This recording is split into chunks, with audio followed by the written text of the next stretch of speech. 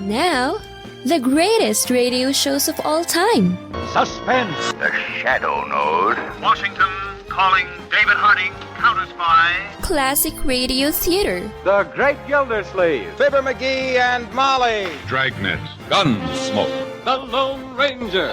Now, step back into a time machine with your host, Wyatt Cox. Good evening, friends of the Inner Sanctum. Well, I'm calling this a drama day here, even though there's some crime mixed in and there's some other stuff mixed in, but we'll call it a drama, as we're going to have an episode of Suspense, although this episode, The Face is Familiar, stars Jack Benny with Sheldon, Leonard, and Averback. Also an episode of Dragnet. Okay, that's crime, the big string. We're also going to have an adventure of Sherlock Holmes, John Stanley, Alfred, Shirley, in the case of the Lucky Shilling. Hallmark Playhouse, Old Soldiers Never Die, starring Raymond Massey. This is a definite drama. And we will have The Adventures of Jungle Jim, a serial, although it only aired once a week, from 88 years ago. All right, and that's all what's coming up on this Thursday. This is the 18th day of January. We have 348 days remaining until we get to 2025. James Cook, the first known European to discover the Hawaiian Islands in 1778, which he named the Sandwich Islands. 1788, the first 736 convicts banished from England to Australia landed in Botany Bay, creating the first Australian penal colony. 1861, Georgia joined South Carolina, Florida, Mississippi, and Alabama in seceding from the U.S. In 1896, the X-ray machine exhibited for the first time. In 1903, Teddy Roosevelt, the President of the U.S., sent a message of greeting from a Marconi station built near Wellfleet, Massachusetts, to King Edward VII of the UK. It marked the first transatlantic radio transmission originating in the U.S. In 1911, Eugene B. Ely landed on the deck of the USS Pennsylvania, stationed in San Francisco Harbor, marking the first time an aircraft landed on a ship. In 1918, President Wilson delivered his 14-point speech in front of Congress. In 1919, Bentley Motors Limited was founded. And in 1958, Willie O'Ree, the first African-American National Hockey League player, made his NHL debut with the Boston Bruins. 1964, plans revealed for the World Trade Center in New York City. Also in 1964, the Beatles appeared on the Billboard magazine popular music charts for the first time. 1967, Albert DeSalvo, the Boston Strangler, convicted of numerous crimes and sentenced to life in prison. Some debuts on this date in history on television. In 1974, The $6 Million Man debuted on ABC. I've got a blowout. Day 3. Get your dish to 0 inches out. I can't hold altitude. Correction. Alpha horizontal. Trip collected emergency. Flight call. I can't hold it. She's breaking up. She's breaking.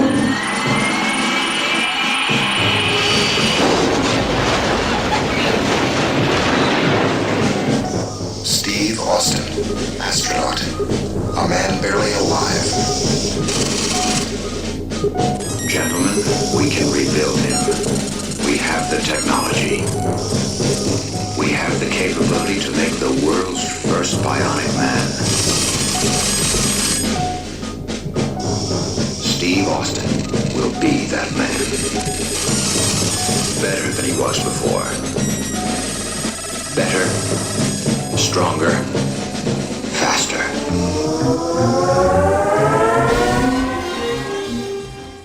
By the way, that $6 million would be over $38 million today. Don't you miss the days when an opening of a show told you everything you needed to know about the show? I do. The $6 Million Man debuting on ABC on this date in 1974. 1 year later to the day, the spin-off from the very popular All in the Family debuted on CBS, The Jeffersons. We're moving on up to the side, to a deluxe apartment in the sky. We're moving on up to the side. We finally got a piece of the pie.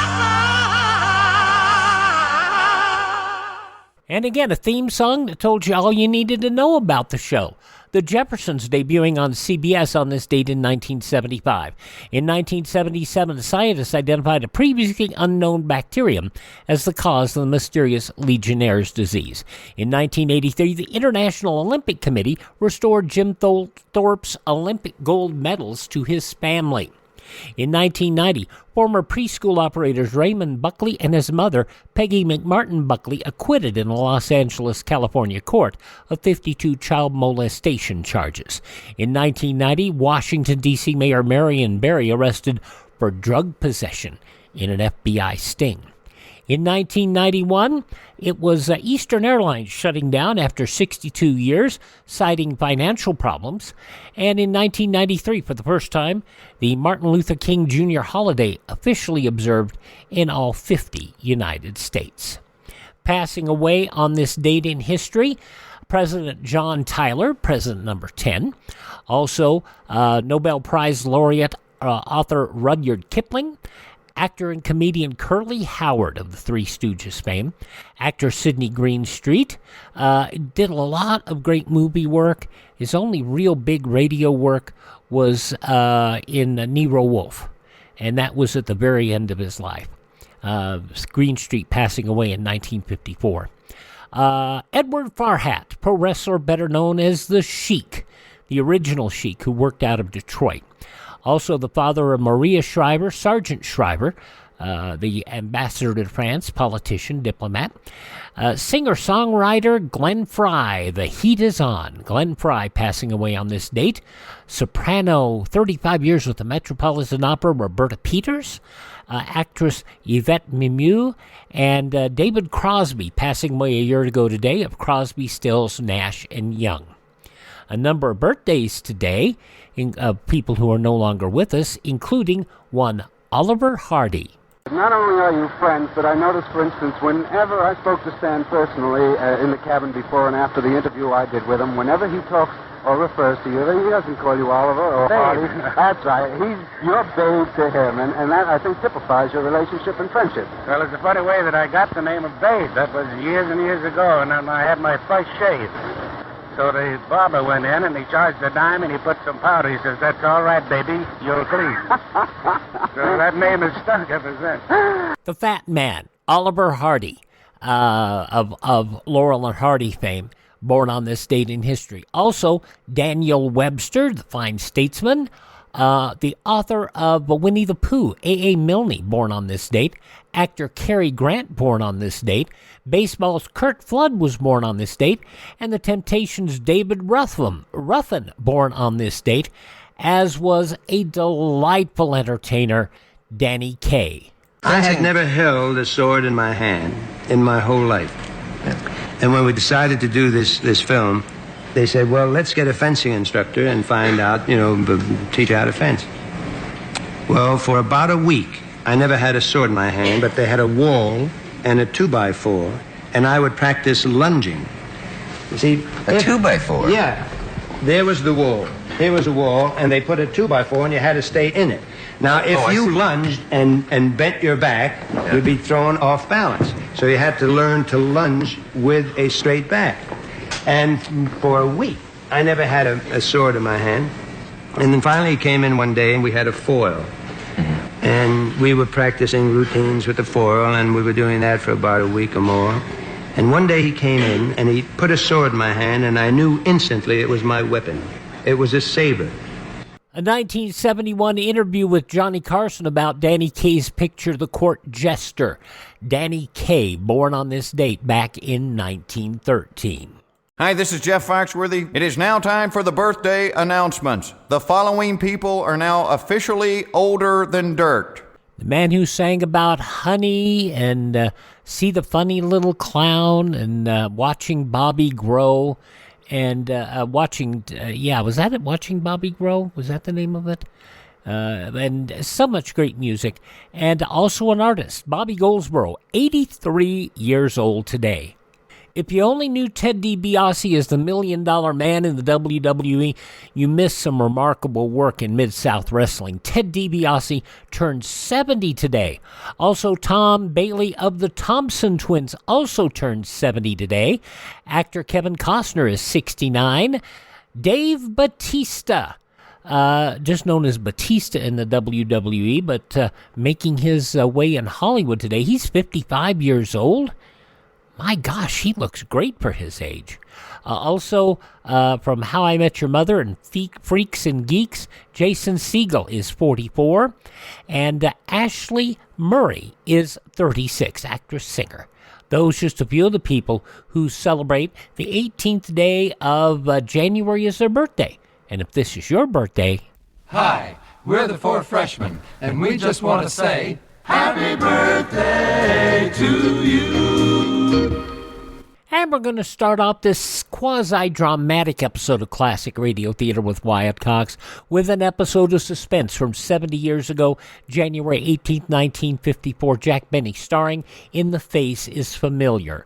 I'm Wyatt Cox, and this is Classic Radio Theater with Wyatt Cox.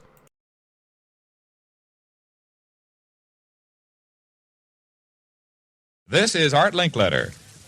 In event of atomic bombing or some other catastrophe, here's something important to remember. It will help save lives, including your own. Do not use the telephone. Leave the line open for official rescue and relief. This is your part in civil defense. Remember, don't use the phone. Leave the line clear for safety of your own life and the lives of others. Jack Benny did 4 appearances on Suspense. The first appearance was in an episode in 1951 called Murder in G-Flat, which was a straight-up dramatic murder show. Then Benny would appear in A Good and Faithful Servants, also a dramatic, in 1952. In 1953, he would appear in a somewhat comedic, but not really, science fiction episode of Suspense entitled Planet X.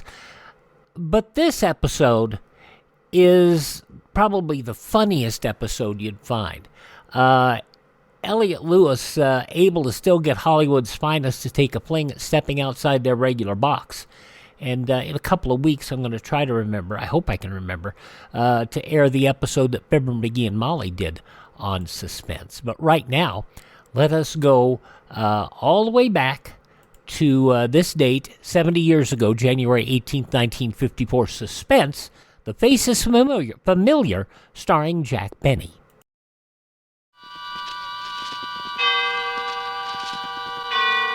Autolite and its 98,000 dealers bring you Mr. Jack Benny in tonight's presentation of Suspense.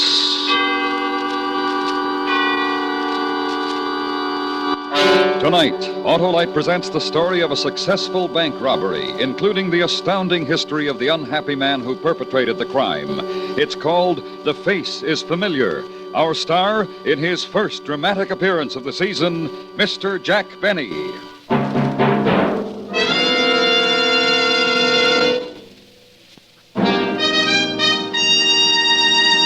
This is Harlow Wilcox speaking for the world-famous Autolite family. Tonight, we announce the $100,000 Autolite family charity drawing. During the next 11 weeks, all of you 18 years of age or over can take part in this greatest of all charitable events. And here's how. Just visit the showroom of any Autolite family car dealer and sign your name and address on the registration form he gives you.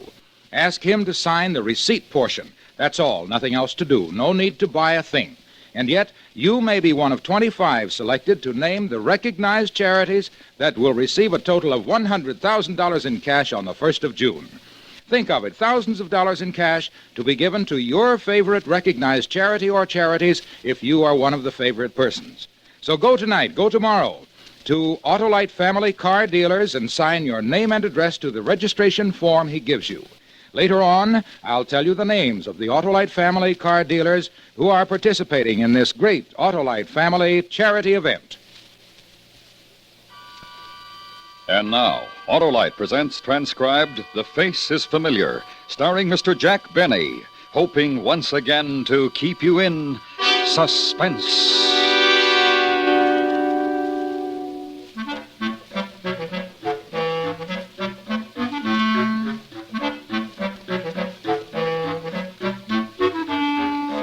Hey, I still can't understand why they picked me, of all people. Me, of all people. That's why it's so hard to believe. That it all happened, I mean. But it did. It really did. Just because I like to go to the railroad station. Walk around, look at the trains, study faces. I never forget a face. I never forget a train either. But it's easier to forget a face. But a matter of fact, I remember some faces that would be a lot better for me to forget. Like Harry Edmonds' face, for instance. That's the day it all started. The day I saw Harry Edmond way across on the other side of the terminal. That's the station. He was talking to a big fellow. Harry's face I remembered right away. I never saw the big fellow before. Better get going, Harry. But you can't pull off the job. I stuck up a bank before. Yeah, sure, and they'd spot you the minute you walked in. I know you, too. This is your hometown. Oh, sure. Neither one of us is right. Let the boss decide. Come on. I thought about it on the train down. We need somebody new. We're not splitting this stake with anybody else. It goes 3 ways now. Look, if we have to, we have to. And if we wait too long, we gotta let the whole thing go until next month. Then we wait. Not for me. This town is too hot for me. Somebody is liable to recognize me. Yoo-hoo! Harry! Harry Edmond! Who's that? Where? Over there. Some guy calling you. Harry Edmond, you old son of a gun. Brush this guy. Well, good old Harry Edmond. You got me mixed up with somebody else, mister. No, I haven't. I know who you are. Yeah? Harry Edmond. You used to live on 12th Street and 2nd Avenue. What city? This city. Here. Don't you remember me, Harry? Can't say as I do, so... Harry! Oh, Harry Edmond! Harry! Hey, Harry, no kidding. You remember me, don't you? Seriously, Harry. You remember Pinky Smith? He had a wart on his finger. And Alan Davenport. He had a birthmark on his neck. Well, I'm Tom Jones. I have nothing. I'm clean. Brush him, get rid of him. No, wait. I think we got our answer. Yeah. I think we got the agent paid to handle some of our bank business. Harry, try to remember. Go ahead now. Try to remember. Yeah, 12th Street and 2nd Avenue. That's right. That's right. Well, I used to live around there somewhere, but I still can't... Let me give you a hint. Go ahead. Remember Gordon's candy store on the corner? And remember the great bunch of guys who used to hang out there? Yeah. And remember those pesky kids who used to tag along, nagging, saying, "Let us in. Can we come too?" Always pesting. Always trying to horn in. Well, one of them was me, Tom Jones. Remember me now, Harry? What'd you say your name was again? Jones. Tom Jones. The name sounds very familiar. We grew up together. Yeah. Yeah. Well, what are you doing these days? Oh, a little bit of everything. And you? Banking. Oh, money, huh? Yeah. Well, that's a nice field. Well, I gotta go look at the people. It was good talking over old times with you, Harry. Hey, come on. No, wait a minute. Look, you mind waiting a minute? What's your name again? Tom Jones. Remember? Oh, yeah, Tom. Yeah, well, wait a minute, huh?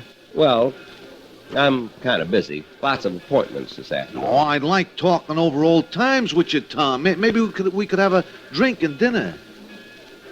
Well... On me. Oh, well, yeah. Good, except that Joe has an appointment here. Joe, couldn't you break it? Wait here a second. Tom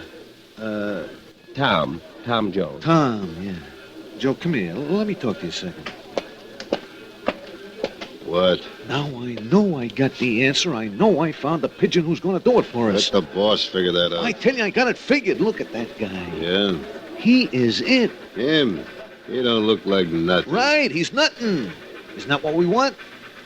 Nobody that anybody ever saw before. Nobody that anybody would ever think of looking at twice. Job's ready. And if we don't pull it this afternoon, we lose another whole month, so come on. Oh, Joe can make it. He is going to join us. Joe, I forgot to introduce you. Have you met,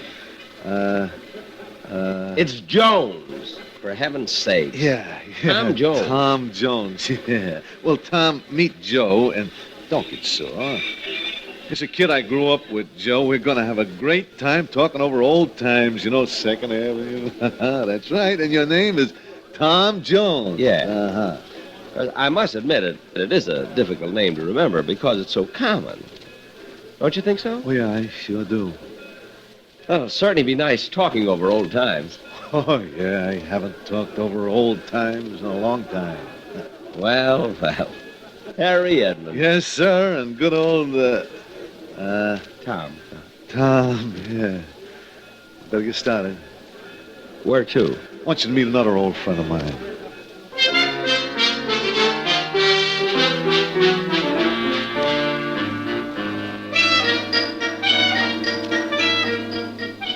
Harry must have been doing very well. Very well. I mean, for a man in the money game. He had a brand new sedan with real leather upholstery. I know it was real leather because that used to be my game. Leather upholstery. Not much money in it, at least not for me. But I didn't let Harry know that. No, sir. What if he ran into another old friend from 2nd Avenue and the other old friend said, "How's old Tom Jones doing?" And Harry said, "Not very well. Not very well at all." Well, that can hurt a man once it gets around. And then what happened? Well, when I came back to the main office, I said I want 40% commission from now on. Really? But, of course, that would have made me a partner, the boss said. After all, Harry, I'm not the kind of a guy who can be cooped up in an office. I've been a road man. The lure of the open road. Oh, yeah. The call of the open streets. See, I'm an outdoor type of salesman. Something of the pioneer kind, you know? Pioneer? Yeah, pioneer, yeah. You see, there are those salesmen who are made for offices and those of us who get out and break the plains, so to speak. Tom, you surprise me. Oh, I could keep going for hours, Harry. Literally hours. Yeah, well, why don't you hold on to some of it till we have dinner? Oh, sure. Hey, I'll bet you never expected that pesky little kid who always used to hang around to get so big in his field. Oh, I certainly didn't. We could sure use somebody like you in our outfit, Tom. Really? Yeah. Well, now, that's very flattering, but I'm not sure it's right for me. I'd have to... Bet I could get you, I don't know, maybe $10,000 a year to start with. 10,000 a year, you say? Yeah. Well, I'd sure like to think about it. Well, you talk to my boss. Maybe he can convince you. I'm willing to listen, Harry. I'm willing to listen, all right.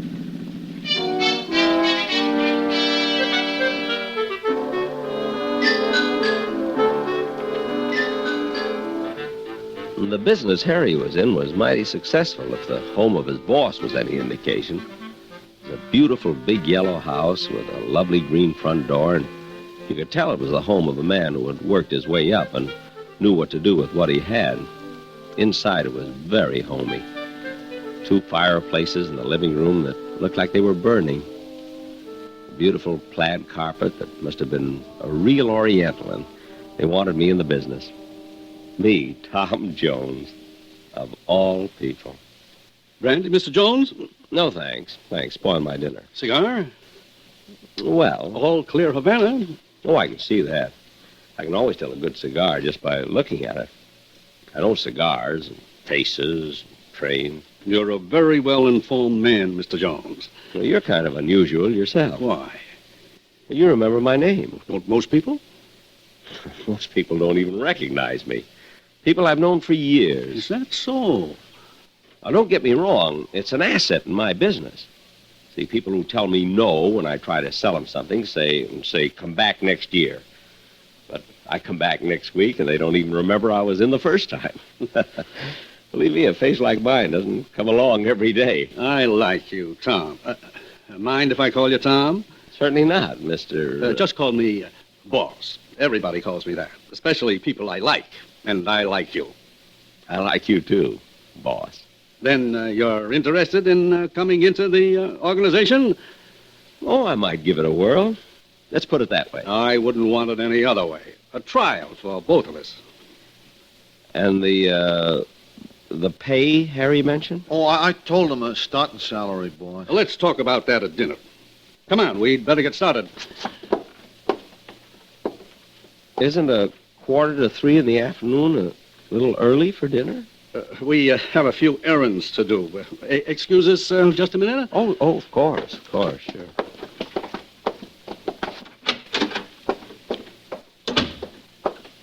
You like the idea? Perfect. Nobody'll ever remember. I couldn't even describe to you what he looks like. Where's the satchel? Right here, boss. I thought you put the note inside. Well, we wanted you to okay it first. Here, read it.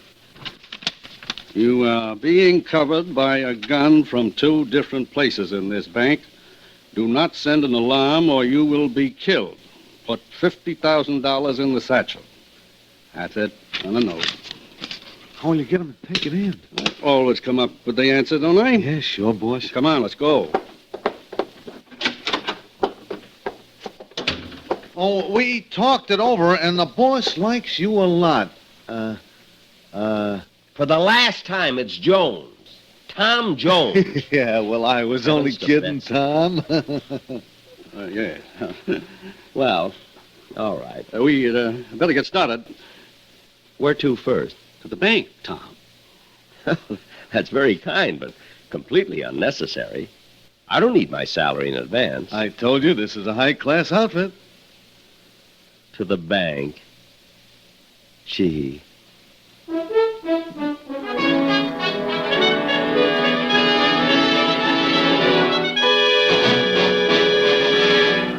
Autolite is bringing you Mr. Jack Benny in The Face is Familiar, tonight's presentation in radio's outstanding theater of thrills, Suspense.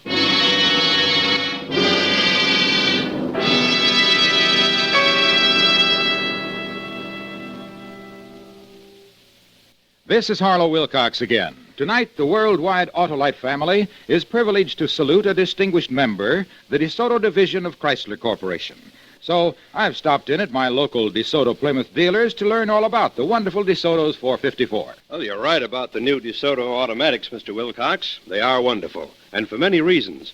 For instance, there's the great DeSoto 170 horsepower Fire Dome V8 engine, the world's most efficient engine design. Well, explain why, Mr. Dealer. The secret's in the hemispherical design of the combustion chamber. That's where your fuel is exploded to give you power. This design squeezes every last drop of power out of your fuel. Lets you use regular gasoline for real economy. This, plus DeSoto's fully automatic power flight transmission, power steering, power brakes, and Autolite electrical equipment are just a few of the many reasons why the 1954 DeSoto automatics put you ahead automatically. Thank you, Mr. Dealer. Autolite is proud of its long connection with DeSoto and DeSoto Plymouth dealers everywhere. And now, Autolite brings back to our Hollywood soundstage Mr. Jack Benny in Elliot Lewis's production of The Face is Familiar, a tale well calculated to keep you in suspense.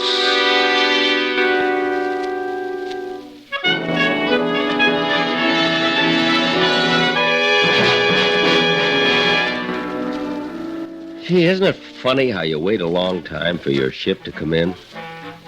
There I was, watching a train, and my ship came in. Just because I recognized Harry's face. Well, you gotta keep on your toes in this world. Because when opportunity knocks at your door, you gotta be all set to open it. Well, anyway, I'd opened the door, and before I knew it, we were downtown.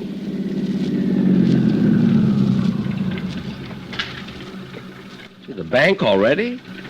I hardly noticed we were moving. Do you mind waiting a few minutes? Oh, not at all. I like you, Tom. Let me tell you, I like you, too. I'm certainly glad Harry met you after all these years. And I'm glad, too. I like Harry. And I like you, too, Tom. Tom, yeah. You know, I feel like I've known all of you. Just all of you since 2nd Avenue. Boss, I even feel like I grew up with you. Well, that's very nice of you, Tom. Who's going to get the payroll? Is that why we stopped at the bank? You pick up your own payroll? Sure, why not? For how much? $50,000. $50,000. And you pick it up yourself? It's my money, and I worked hard for it. It's my way. And if you don't like my way of doing things, Tom... No, not at all. I've always felt, personally, I've always felt that people should pick up their own money. Always.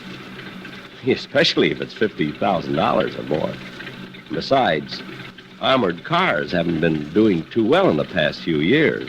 I like the way you think. Well, maybe we should all pick up the payroll. Wouldn't that make us a little too conspicuous? Yes. Besides, I want to discuss you a little more. I think you'll work out. Fine. Say, maybe Harry can pick up the money while we talk. I wanted to discuss you with Harry. Oh. Well, how about Joe? Joe picked it up last time. I don't like the same man going in twice in a row. See, not Harry, not Joe, or you. Me? I hate to ask you. You're not really part of my organization yet, and I don't like to see a man work unless he gets paid for it. Well, I'd be happy to. Just delighted. Besides, I'm going to have to get used to large sums of money, and I guess there's no time to start like the present. Just take this satchel up to the window and give it to the teller. The withdrawal slip is inside. The teller will know exactly what to do. Fine. Oh, sure, of course. Now, boss, wait until he's in. Did you call me? No. Go right ahead.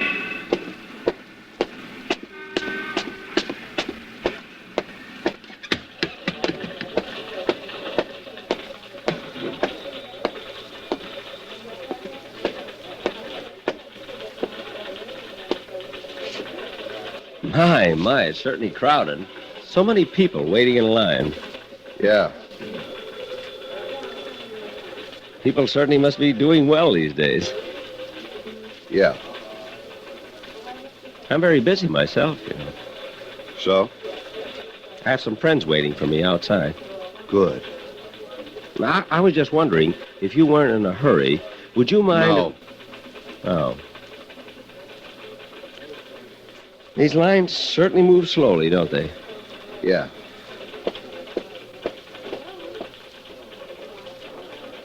Well, he certainly took long enough at that window. Yeah.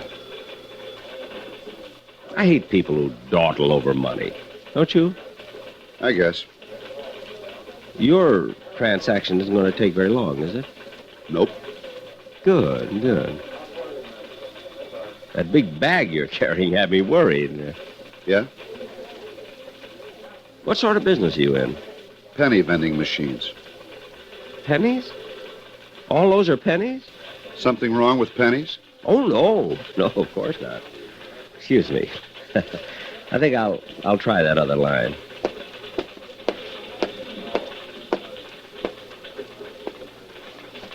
My, it's certainly crowded. I beg your pardon? I say it's crowded. There's such a big bank. Wouldn't you think they'd have more tellers? I certainly do. I mean, one, say, to handle pennies and so forth, Well, there's one gone. I like the way that teller works. I suppose. Will your transaction take long? Oh, no. Good. I'm in a terrible hurry. Some friends are waiting for me on the outside. Next, please. Yes, madam. Well, in 1950, my husband opened an account in his name, a savings account. Then he transferred it to a checking account.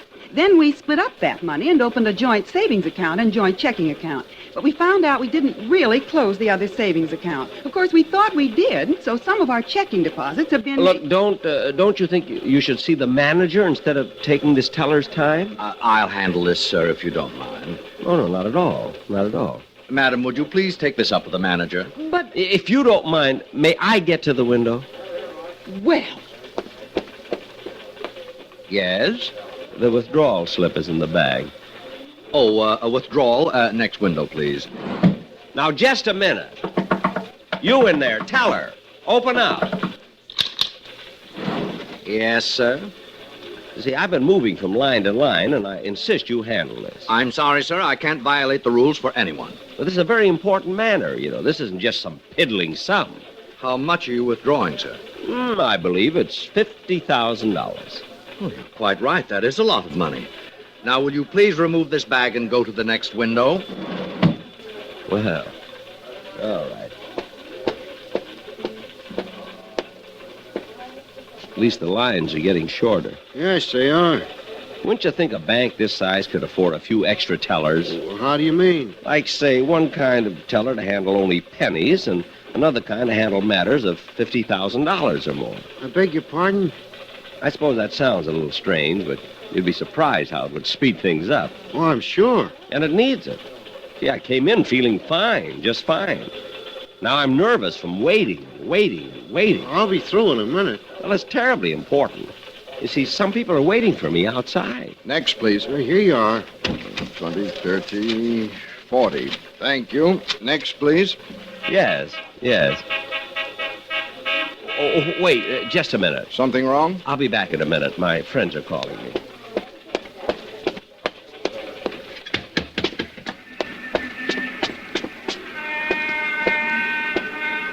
Did you fellas call me? No, go back. But someone honked the horn. I saw somebody else wave. Go back. A mistake. Just turn around and go back. We'll be here.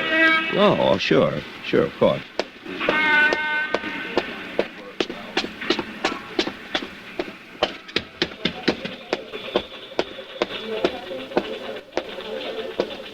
All right, sir, here's the bag.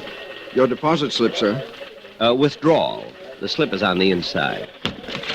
From time to time.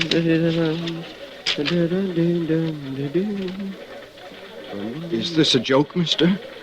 Listen, you. I've had enough. Now, you can read, can't you? Yes, sir. Then don't dawdle. Do what it says.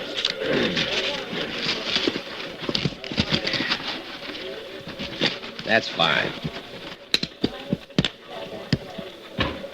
That's much better. Yes, sir.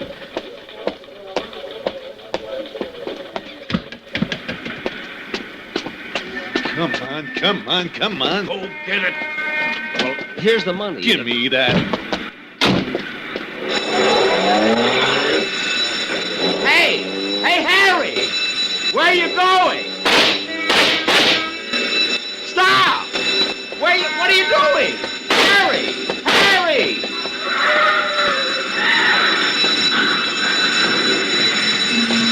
That got him. All right, Jenkins, take some rope down there and tie their hands.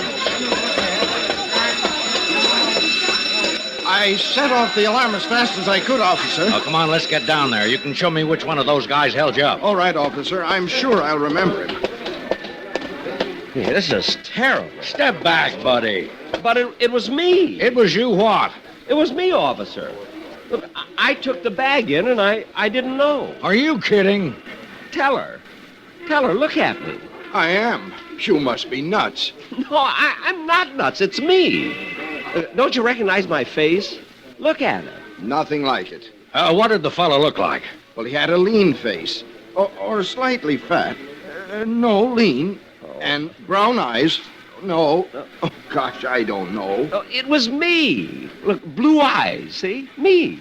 And I'm sorry. I'm terribly sorry. Now beat it, Bud. Now think hard. I am. But it was the most nondescript face I've ever seen.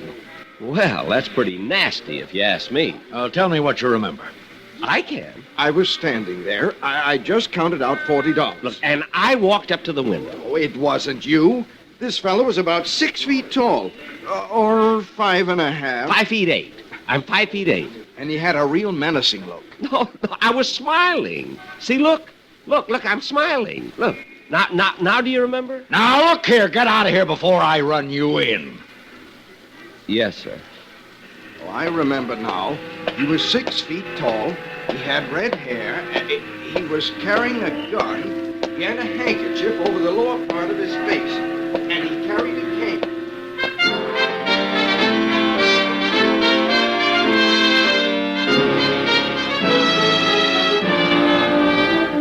Well, that's what happened.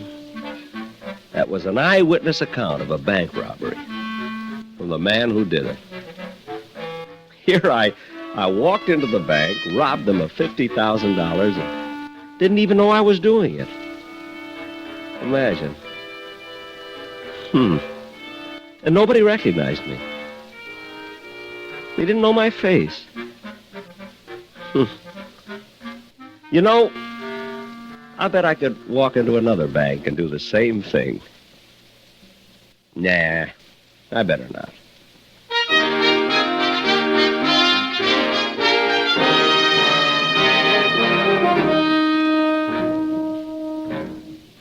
Suspense, presented by Autolite. Tonight's star, Mr. Jack Benny. Be sure you take part in the great Autolite family charity drawing now at your Autolite family car dealers. No need to buy a thing. Just sign your name to the registration form he gives you. Ask him to sign the receipt portion. You may be one of 25 selected to name the recognized charities that will share a total of this $100,000 cash distribution on June 1st. Here are the car dealers in your territory who have the Autolite family charity drawing registration forms. DeSoto, Hudson, Dodge, Nash, Packard, Plymouth, Kaiser, Studebaker, Willis, and Chrysler. Visit them tomorrow. Fill out a registration form. Do your part to help favorite charities in your community share in this $100,000 cash distribution. Next week, a story based on fact. The dramatization of one man's deadly way of earning his living. All he needed was the morning newspaper, a telephone, and a gun. It's called Want Ad. Our star, Mr. Robert Cummings. That's next week on Suspense. Suspense is transcribed and directed by Elliott Lewis, with music composed by Lucian Morowick and conducted by Lud Gluskin. The Face is Familiar was written for Suspense by Arthur Ross. In tonight's story, Sheldon Leonard was heard as Harry and Clayton Post as Joe. Featured in the cast were Joseph Kearns, Herb Butterfield, Gene Wood, Hy Averback, and Stan Farrar.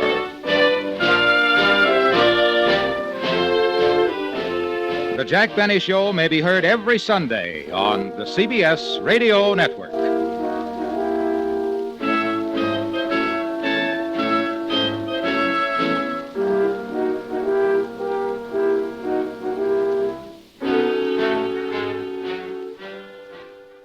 "70 years ago, January 18th, 1954, Suspense, and the Face is Familiar.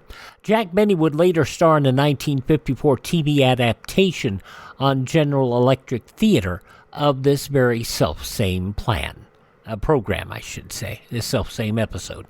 Alrighty, you're listening to Classic Radio Theater with Wyatt Cox. May I tell you that over the weekend I discovered another exciting new book, and this one's free. It is Suspense, broadcast log, production notes, and detailed cast listings of radio's outstanding theater of thrills, Suspense, written and compiled by Keith Scott. The July 2021 edition is available absolutely free at archive.org in PDF or EPUB format. And both of those are available. Drop me a note through the webpage classicradio.stream. That is classicradio.stream. And I will forward you the link so that you can download it for your very own. Alrighty, coming up tomorrow on Classic Radio Theater with Wyatt Cox, more drama. The Cavalcade of America, An American is Born. Also, Rocky Fortune and the Murder, the Museum Murder. Screen Guild Theater, episode from 41 of The Magnificent Obsession. Calling All Cars. And the not-too-dramatic Lum and Abner. That'll be coming up tomorrow. Coming up next, though, Jack Webb has just the facts in Dragnet. A well-designed school can be more than a fine building and a place for learning. It can also protect the children, the teachers, and the whole neighborhood, too, if the architect has designed the school to serve as a community fallout shelter as well. Over 13,000 architects and engineers have been trained in fallout shielding techniques. To learn more about building fallout shelter into new schools, contact your local civil defense director. And thank you for tuning in to Classic Radio Theater with Wyatt Cox on this Thursday. Jack Webb has, and he never said, just the facts, ma'am, just the facts. He never did say that. I said that. Jack Webb with Dragnet from 71 years ago, The Big String. This was originally broadcast January 18th, 1953. Sound off for Chesterfield. Chesterfield, the only cigarette in America to give you premium quality in both regular and king size, brings you Dragnet.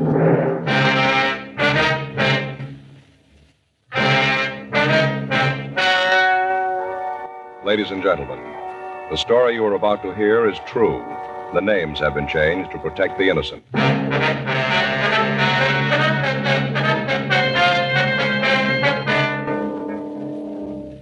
You're a detective sergeant. You're assigned to homicide detail. A man walks into your office and tells you he returned to his home to find that his wife was gone. She left no indication where she was going. Foul play is suspected. Your job, find her. The modern way to sell cigarettes is the Chesterfield way. Premium quality in both regular and king size. And we're the only one that does it. Premium quality in a cigarette means the world's best tobaccos, the best ingredients, the best cigarette paper. Only Chesterfield gives you this premium quality in both popular sizes. King size Chesterfield contains tobaccos of better quality and higher price than any other king size cigarette. That's certainly important to every king size smoker. Of course, it's the same fine tobacco as in regular Chesterfield. There's absolutely no difference, except that king-size Chesterfield gives you more than a fifth longer smoke. Yes, the modern way to sell cigarettes is the Chesterfield way. Premium quality, both regular and king-size. Chesterfield is much milder. Chesterfield is best for you.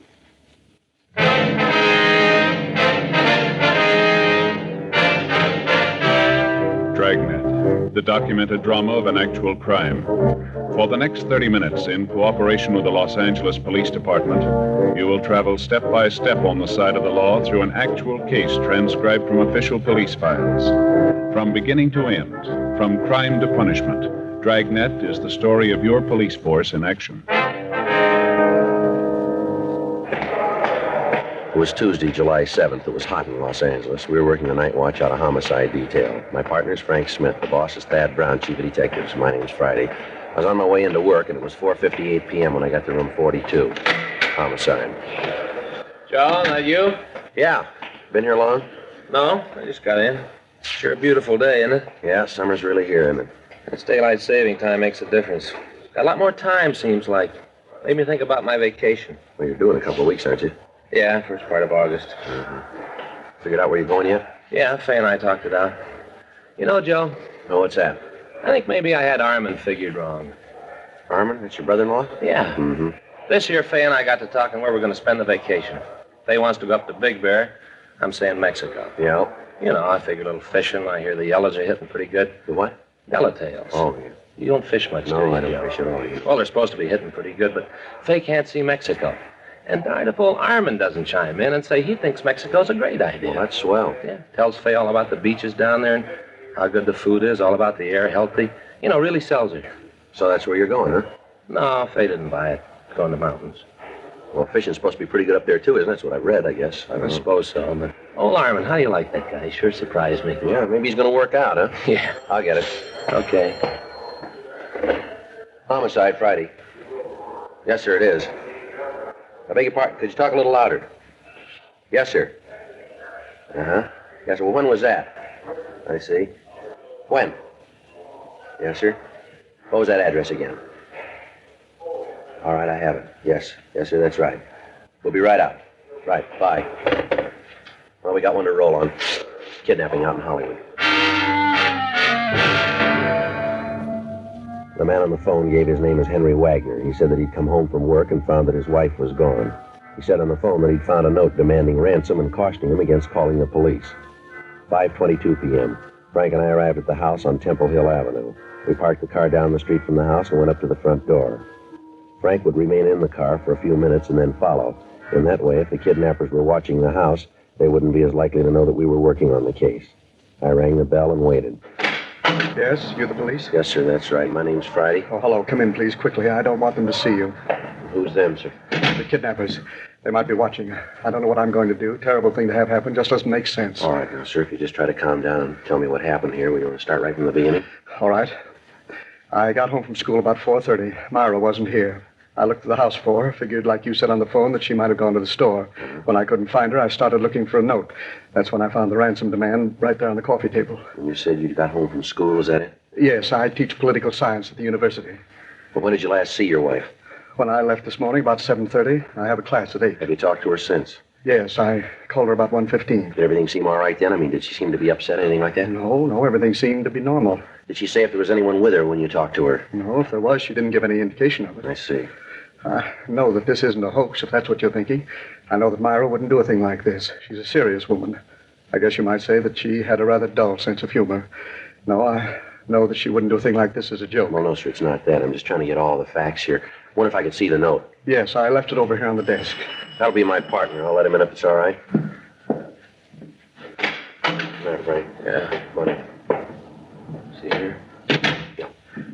Mr. Wagner, this is my partner, Frank Smith. How do you do, Mr. sir? Wagner. How do you do? I'll get the note. Well, I'd rather you wouldn't handle it anymore, sir. Oh, all right.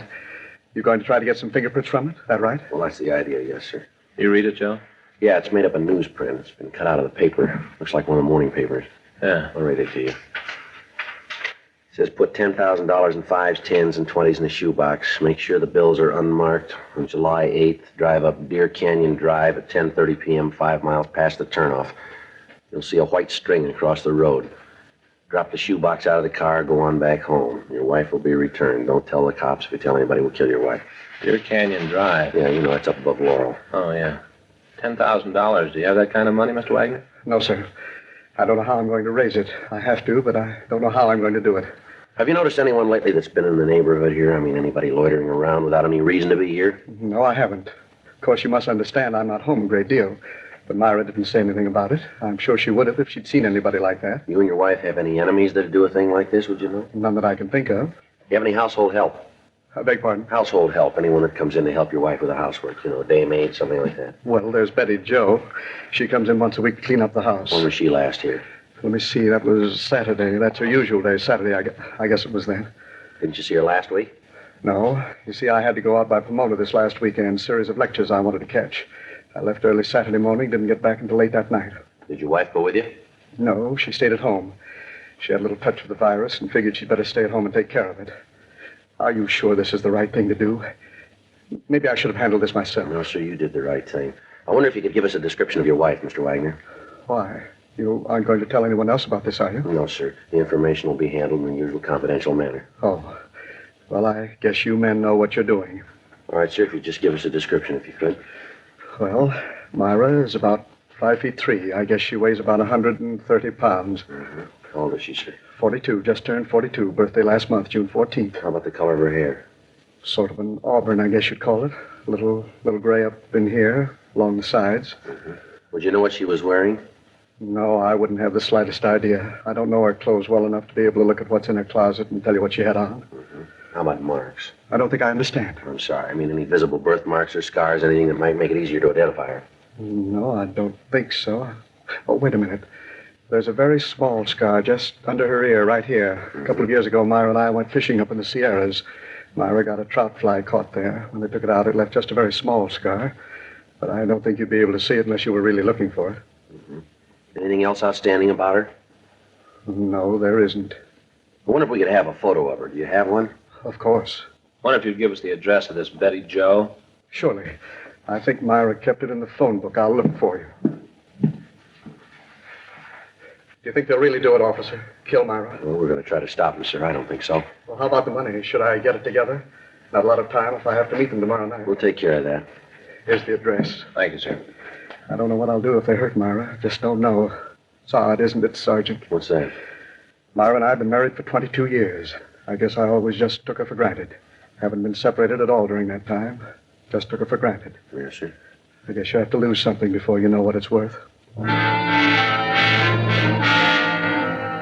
5:43 p.m. We asked Mr. Wagner not to touch anything in the house. We told him that after his wife had been returned and our men could move safely about the neighborhood, the house would be gone over for physical evidence. 2 men came out from the office and a stakeout was placed on the house. The note was taken downtown and photographed. Dean Bergman lifted several clean prints from it. However, comparison with those taken from Mr. Wagner eliminated them. The maid, Betty Jo, was contacted, but she could tell us nothing. In the meantime, Sergeant J. Allen of the crime lab prepared a shoebox as directed by the abductors. Dummy packages of money were placed in the box, and the container was wiped clean of all fingerprints. The area where the meet was to take place was staked out. The following morning, Wednesday, July 8th, Henry Wagner went to teach his classes at the university as usual. Late in the afternoon, he returned home, and at 9:45 p.m., he got into his car and left the house. I'd gotten into the back seat of the car earlier, and I kept out of sight. In an undercover unit behind us, Frank, Lieutenant Gorham, and Gil Encinas kept us under observation in the event that we missed contact with the kidnappers. 10:26 p.m. We turned off Benedict Canyon onto Deer Canyon Drive. I hope I'm doing the right thing. I can't help thinking of what they might do to Myra. Try to take it easy, Mr. Wagner. We know how you feel. Everything that can be done has been taken care of here. That's what you've been telling me for the past hour. Doesn't make me feel any better about what's happening. Can you still see that car behind us? No. I think they dropped back when we turned off Benedict. How's it look up ahead? Can't see much. Dark. How far off the canyon have we come? About 4.5 miles. You got your box right there ready to throw it out? Yes, sir. Right here on the seat. All right, now remember, when you toss it out, try to lift it by the strings. Right, I'll remember. I just hope we're doing the right thing. I'll never forgive myself if anything happens to Myra. $10,000 just isn't worth it. Wait a minute. There it is. String across the road. See anybody around it? No, so dark. I can't see anything but what's in front of the car. How close are we to the place here? About 50 or 60 feet. All right, now take it slow. Don't give any indication that you aren't doing exactly what they told you to. And remember, don't handle that box. Hold it with a string. All right. We're here. I'm throwing the box out. All right, now close your door. What now? Go up the road a little, and then turn around and drive back. Act like everything is just the way they told you to handle it. All right. Take it easy now. We can turn around here. All right. You see anyone move for the money? No, not yet. Maybe when I get turned around. Just a second. There's a driveway here. Oh, it's pretty dark back there. All right, can you see anything at all? Nothing there. I don't see anyone. All right, now just keep driving. If there's anybody to pick up the money, it'll look better if you don't cause any trouble. I don't know about all of this, Sergeant. Somehow I still can't get the idea out of my mind that we've done the wrong thing. That they know all about it, that they're going to kill Myra. Well, there's no reason that they should know that there's anything wrong, Mr. Wagner. From what they can see, you're doing just what they told you. They got nothing to tell them any different here. But what if they found out? What if they know that you're working on the case? What if they know about it? They might kill Myra. I'd never forgive myself. I never should have told you about it. I should have taken care of it myself. They'll kill her. I know they will. They'll kill her because you're working on it. The way it is now, she hasn't got a chance. No, you're wrong there, Wagner. The odds are on her side now. 10:45 p.m. Henry Wagner and I left the meeting place. About a mile down Deer Canyon Drive, Wagner dropped me off, and then he started down Benedict Canyon Drive and continued on home. I met with Frank, Lieutenant Gorham, and Sergeant Gil Encinas, and we started back on foot. We cut off the road and waited on the hill overlooking the meeting place. Frank told me that they'd seen no activity on the road while Wagner and I were making the meet. We moved in closer. 11:30 p.m. No sign of the kidnappers. The moon came up and we could see the white string across the road. In a patch of manzanita, we could see the shoebox containing the dummy packages of money.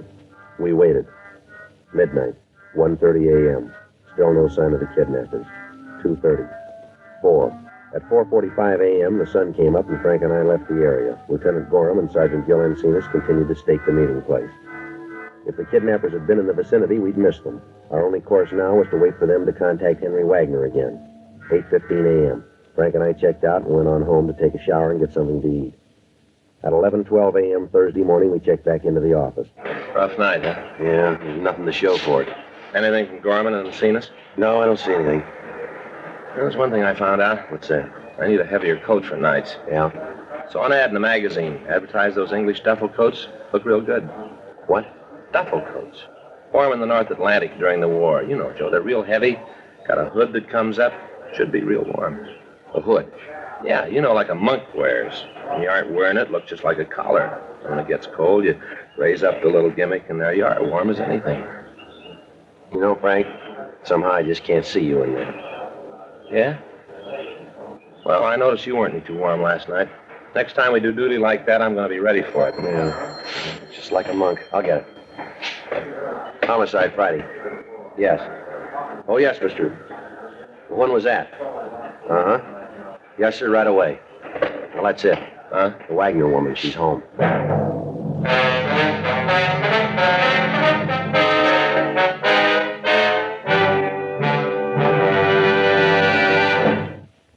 You are listening to Dragnet, the authentic story of your police force in action. Friends, you'll remember some months ago we read you our first report, the 6 months report on the effects of smoking. Then more recently we read you the 8 months report. Now here is the latest one. The full 10 months report confirms again No adverse effects on the nose, throat, and sinuses of the group from smoking Chesterfields. this from a medical specialist who is making regular bi-monthly examinations of a group of people from various walks of life. 45% of them have smoked Chesterfield for an average of over 10 years. After 10 full months, the specialist reports he observed no adverse effects on the nose, throat, and sinuses of the group from smoking Chesterfield. That's the report. Buy much milder Chesterfield, regular or king size. The cigarette that's best for you.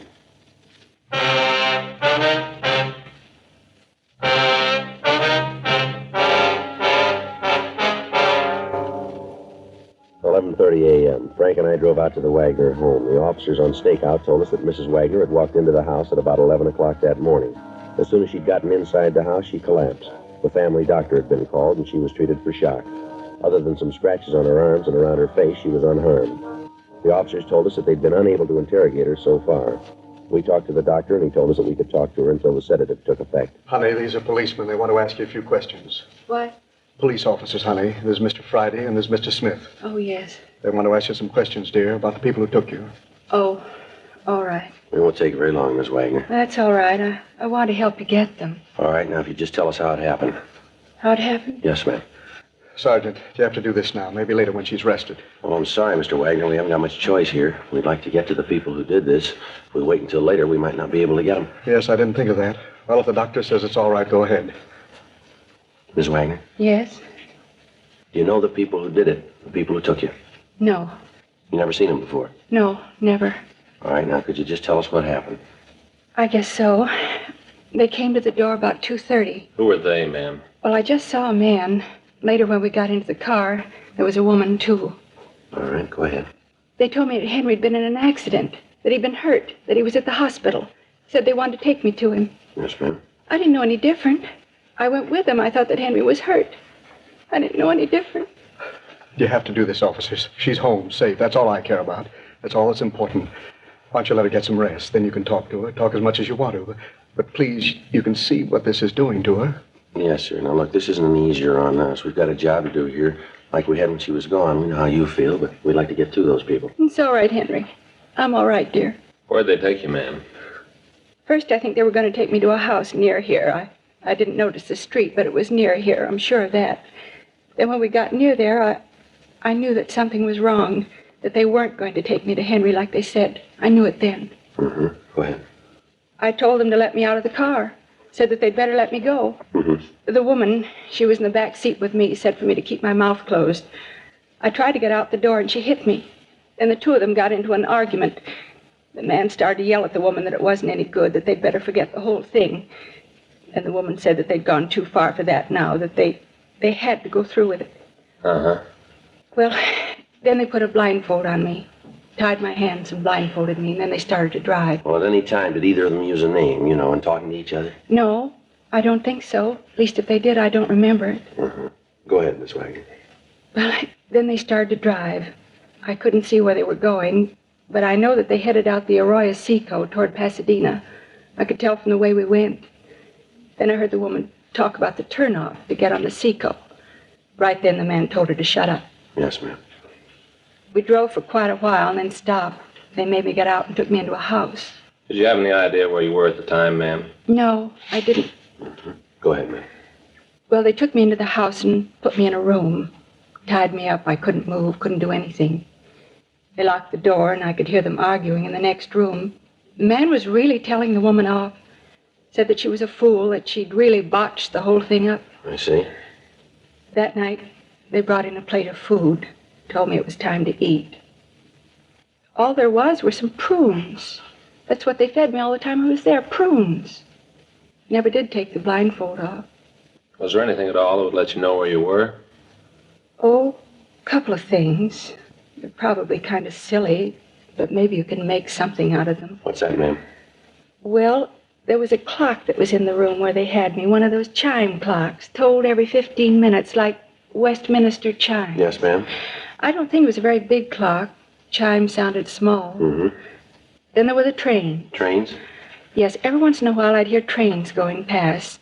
Sounded like they were near, maybe a couple of blocks away, not much more than that. But do you think that you could give us a description of the man and woman, Miss Wagner? Yes, I think so. First, I was so upset with thinking that Henry was hurt that I didn't notice, but I think I can describe them for you. All right, ma'am, that'd be fine. There's one thing, though. What's that? I'd be positive if I saw them. 12 noon, we continued to talk to the Wagner woman. She gave us a description of the man and woman who had kidnapped her and a description of the car they'd used. We called the information into the office, and a local and an APB were gotten out. We ran the description through R&I, but we got no make. 2:45 p.m. As one of the possibilities for identifying the locality described by Mrs. Wagner, Frank and I left the house and drove to the office of one of the milk companies in the city.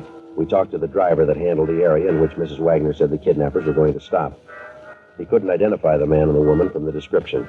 We checked 2 more milk companies, and on the 3rd, we got a tentative identification.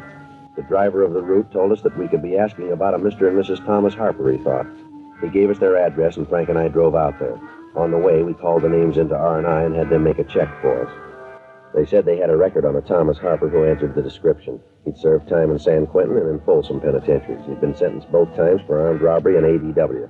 There was no record on Mrs. Harper and no wants at the present time for her husband. 5:57 p.m. Well, we better try it again. All right.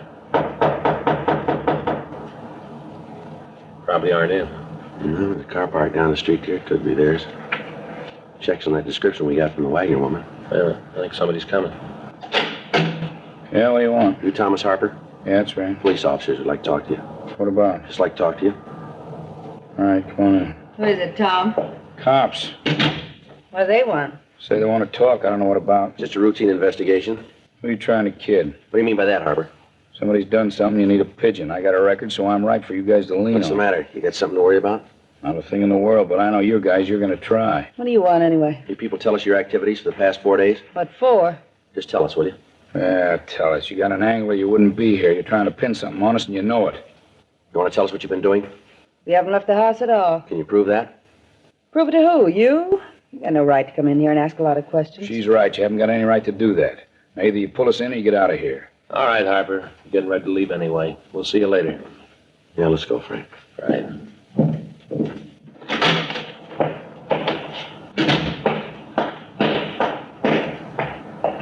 We better call the office and have the house staked. As soon as Ms. Wagner feels better, we'll have her see if she can make an identification here, huh? I don't think that'll be too hard, Joe. Found this bill from the gas company on a table in there. Yeah? House in Pasadena.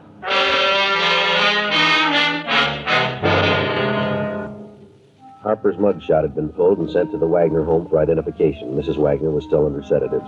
7:15 p.m. Frank and I drove out to Pasadena. We got in touch with the police department out there, and 2 officers were assigned to accompany us to the address on the gas bill. The house was unoccupied, and there were advertising papers strewn all about on the lawn. With the officers, we entered the house and went through it. In some of the rooms, there were pieces of furniture, and in the living room of the house, we found a mantel clock that chimed on the quarter hour. On an end table, we found a ball of white string that looked like the same type that had been used to mark the meeting place up on Deer Canyon Drive. In one of the back bedrooms, we found prune seeds scattered around on the floor. A stakeout was arranged on the house. We contacted the men watching the Harper residence and found that the suspects were still there. 9:56 p.m., Frank and I arrived back at the Harper home in Hollywood. The lights were out and the house was dark. Frank went around to the back of the house. Yeah? What do you want this time of the night? Did you guys ever give up? All right, Harper, let's get dressed. We want to talk to you downtown. You tying a pinch to me? You called it. For what? Kidnapping.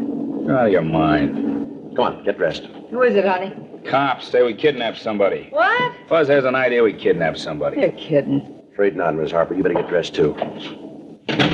Anybody else in the house? Yeah, we take in boarders. Don't get smart. Where's that door go? Bedroom. Just the one bedroom here? That's right. We're roughing it.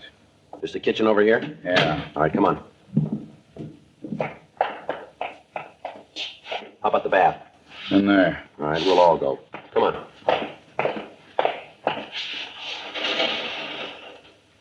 All right. Let's go back to the kitchen. This door go out the backyard? You're a cop. You figure it out. Okay, Frank. Everything all right in there, Joe? Yeah, fine. You ain't kidding about this kidnap thing, are you? No, let's go. What makes you figure it might be us? You got a house in Pasadena? Why do you ask that? Have you got one? No. You're lying. Property records in Pasadena say you have. We checked the house. Matches the one we're looking for. That right? That's right. We got the woman you kidnapped. She's identified your picture, you and your wife. She couldn't identify me. I haven't got a record. You ain't taking me no place. Frank, get out of my way. Hold it. Hold it right there. All right, come on. On your feet. Now shake. He's clean. Hands behind you. I told you what had happened. I told you we should let her go right away. I told you. Oh, shut up. You and your bright ideas. 10 grand easy. You and your bright ideas. Well, look what it got us. Look, Buster. You didn't yell when you thought of getting your hot little hands on that dough. You were all for it then. Well, we lost. What do you want me to do about it? Break down and bawl? Should have known from the beginning. I had nothing but trouble with you from the start. Always wanting something easy. Always wanting big money. Never satisfied. That's the trouble with kids. Bad losers. Great winners, but bad losers. Well, you're a big boy now. You lost. That's all there is to it. Stop whining. Easy for you to say. If you get through with me, I'll be in for life. You got no record. She has now. Let's go.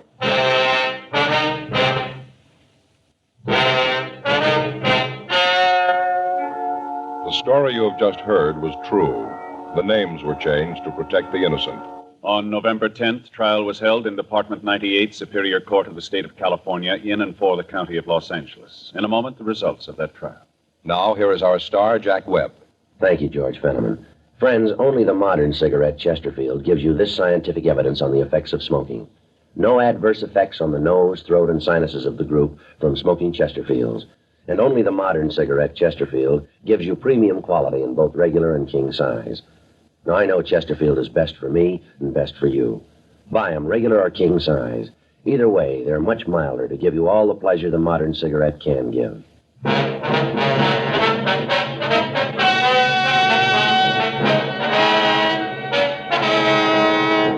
Thomas Fenton Harper was tried and found guilty of kidnapping. He was sentenced to life imprisonment in the state penitentiary, Folsom, California, without possibility of parole. His wife, Alice Mabel Harper, received a like sentence and is now in the California Institution for Women, Corona, California. Ladies and gentlemen, would you give a few dimes to help a child out of the smallest prison in the world, an iron lung?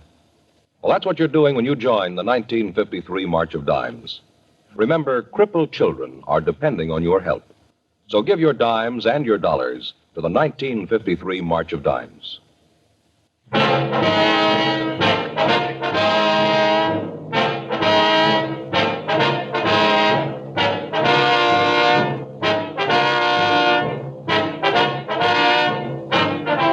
You have just heard Dragnet, a series of authentic cases from official files. Technical advice comes from the Office of Chief of Police W.H. Parker, Los Angeles Police Department. Technical advisors, Captain Jack Donahoe, Sergeant Marty Wynn, Sergeant Vance Brasher. Heard tonight were Ben Alexander, Virginia Gregg, Jonathan Hull. Script by John Robinson. Music by Walter Schumann. Hal Gibney speaking. Sound off for Chesterfield. Either way you like 'em, regular or king size, you'll find premium quality Chesterfields much milder. Chesterfield has brought you Dragnet, transcribed from Los Angeles.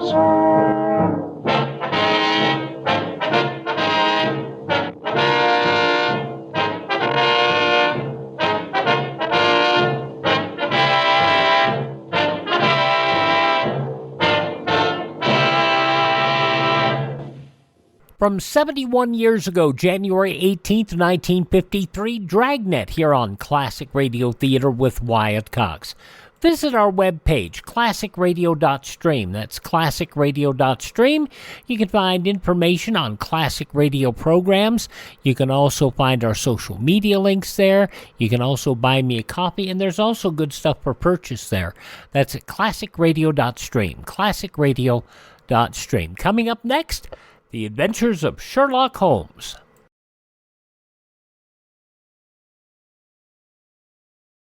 A well-designed school can be more than a fine building and a place for learning. It can also protect the children, the teachers, and the whole neighborhood, too, if the architect has designed the school to serve as a community fallout shelter as well. Over 13,000 architects and engineers have been trained in fallout shielding techniques. To learn more about building fallout shelter into new schools, contact your local civil defense director. Just a reminder, tomorrow, the Cavalcade of America, The Rocky Fortune, starring Frank Sinatra and the Museum Murder, Screen Guild Theater's production of The Magnificent Obsession, Calling All Cars, and Lum and Abner. That's all coming up tomorrow. But right now, Sherlock Holmes, John Stanley and Alfred Shirley, starring from 76 years ago, January 18th, 1948, The Case of the Lucky Shilling.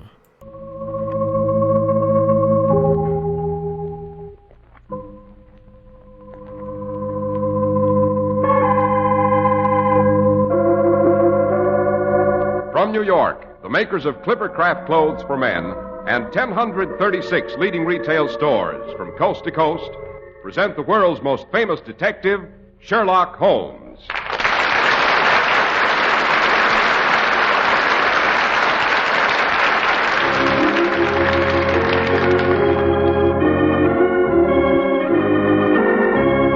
Our stories are based upon the character of Sherlock Holmes, created by Sir Arthur Conan Doyle. Sherlock Holmes is played by John Stanley, Dr. Watson by Alfred Shirley, and the dramatizations are by Edith Meiser.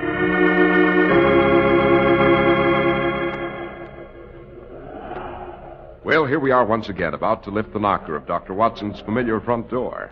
Phew, it's covered with icicles. Come in, Mr. Harris. Come in before you congeal. Evening, Dr. Watson. What a night, a real January sleet storm. You must be chilled to the bone. On the contrary, in my new Clippercraft overcoat, I'm as snug as a bug in a rug. And as fashionable as Beau Brummel himself. But come along, take it off now. You're as bad as my youngest godchild. Give him a new toy or hat or shoes, and he has to take him to bed with him. You don't sleep in your Clippercrafts, I hope, Mr. Harris? No, as a matter of fact, I don't go quite that far, Doctor. But what Sherlock Holmes coup d'essai are we have tonight? Coup d'essai, dear me, we are elegant tonight, Mr. Harris. As a matter of fact, that is a rather apt description of tonight's adventure. It concerns a coup or stroke of chance with a certain Lucky Shilling. Holmes was not in the ordinary sense of the word a gambling man, although the chances he took were sometimes too long for comfort. Consequently, you can imagine my surprise when he suggested we take on two of the crack whist players of the Bagatelle Club at stakes that were considerably over our heads. Yes, actually the stakes we were playing for were a young man's honor, possibly his life. But don't you think this would be a good place to mention a certain investment that is never a gamble? You wouldn't mean the purchase of a Clippercraft suit or overcoat, Dr. Watson? Touché, Mr. Harris. As you would say, touché. Well, despite these unusual times, Clippercraft clothes still sell for prices exceedingly low for such truly fine quality. From their custom-like appearance, you never guess just how modestly priced they really are. You're assured of fine materials, exceptional workmanship, and comfortable fit in Clippercraft. Suits are only $40 and $45. Top coats and overcoats but $40, and sport jackets but $26.50. You get these amazing values because of the unique Clippercraft plan that today concentrates the buying power of 1,036 of the nation's finest stores from coast to coast. Year-round economies in manufacturing and distribution result from this great plan, and the savings are all yours. See these sensational Clippercraft values at your own local independent store. Compare them with clothes selling for many dollars more.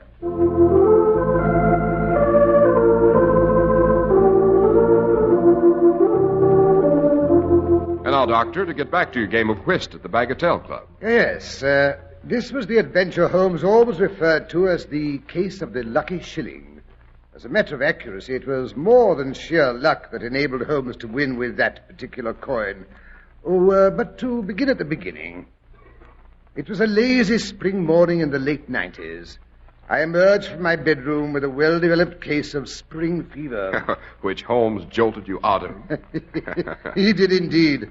Before I had time to down my morning coffee, he bustled me into a hansom cab, my revolver in my pocket, and the scent of adventure in my nostrils.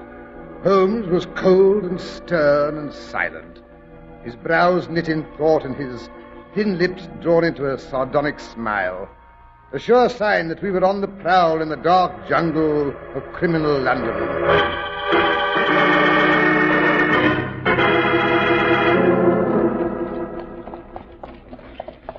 Holmes, do you have to look so sinister? After all, it's a beautiful spring morning. The buds are budding, the birds are singing. And one of our well-known young men of our town has unaccountably disappeared with a not inconsiderable sum of money, Watson. His mother sent me a frantic summons early this morning. Turn in here, driver. Park Lane. Number is 427. 427 Park Lane. That sounds vaguely familiar, Holmes. Yes, we've been there before. This is the house, driver.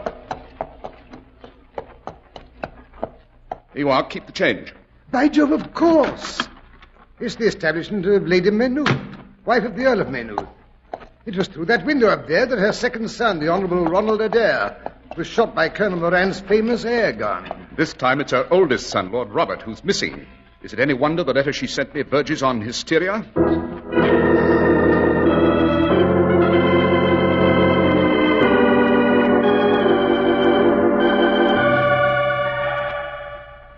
But you don't understand, Mr. Holmes. Robert is a most devoted son. He'd never leave me in my condition without some sort of explanation. Your condition, Lady Maynooth? As you know, Mr. Holmes, I left my husband, who was governor of one of the Australian colonies, the year before last, to return home to England for an operation for cataract of the right eye. My second son and my daughter accompanied me. That operation, I believe, was a complete success. It was, Mr. Holmes. But my son's tragic death, and the knowledge that my left eye was also affected and in due time would have to be operated on, left me in a horrible state of nervous depression. Understandable, Holmes? Yes, quite. So, as the time for my second operation approached, my husband insisted that our oldest son, Robert, should be here with me.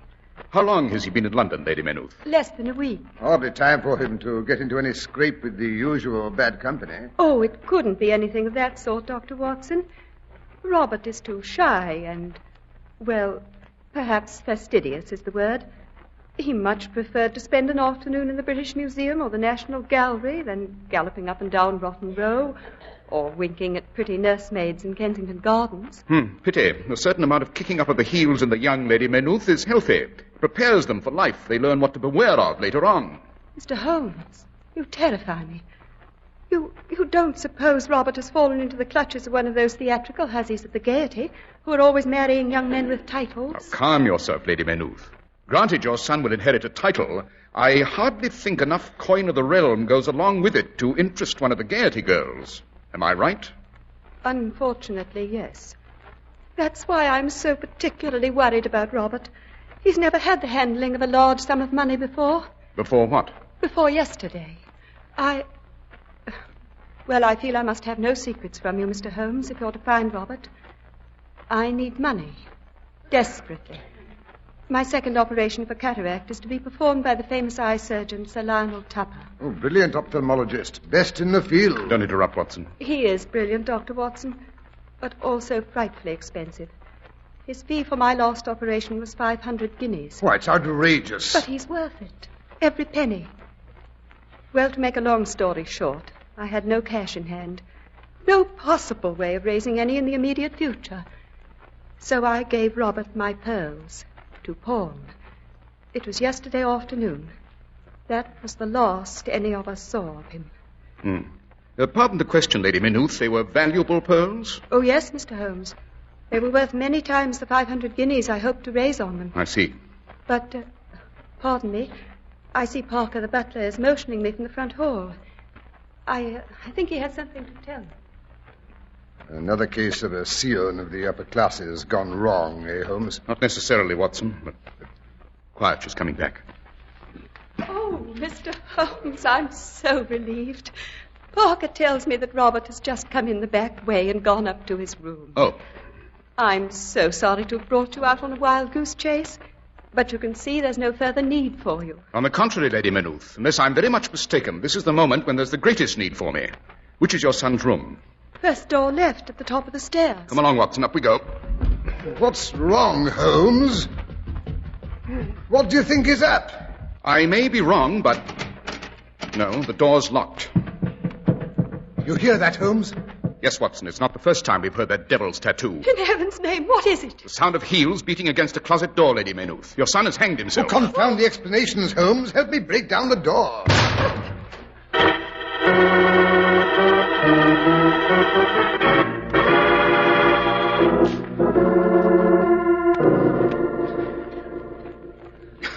There. He'll do. Phew, that was a narrow squeak, old man. Don't do it again. Oh, Robert, how could you? I'm sorry, Mother. I guess I'm just no good. I lost the money, Mother. The money they gave me for pawning your pearls. There's nothing to pay for your operation. What does it matter? Nothing counts but having you safe and sound again. How did you lose the money? At cards, Mr. Holmes. I guess I'm not as good a whist player as I thought I was. You young scoundrel. You mean you took the money for your mother's operation and gambled it away? But I had to. Believe me, it was the only way. At Sartorius and Fletcher's, the money lenders where I went to pawn the pearls, I was ushered into the office of Mr. Juan Sartorius himself when they found out it was the Maynooth necklace I had in my pocket. Well, when I entered the door, the old boy was friendliness itself. He stood back at his desk, bowing and wringing his fat little hands. And when I pulled the pearls out of my pocket, he almost snatched at them. His hand fairly shook as he adjusted his jeweler's eyeglass to one shiny black eye.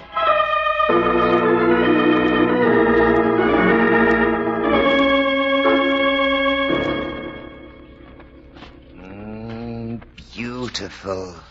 But yes, they are beautiful, and so perfectly matched. Tell the Lady Maynooth I shall be very generous. To her, I shall offer 7,000 guineas for her pearls. But, Mr. Sartorius, I'm afraid you don't understand. No?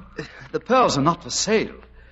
I couldn't sell them if I wanted to. You see, they are part of the estate, and as such are entailed. In that case, I'm not interested. But surely a slight loan. It's only for a short time. Until the rents from our Lancaster properties are due.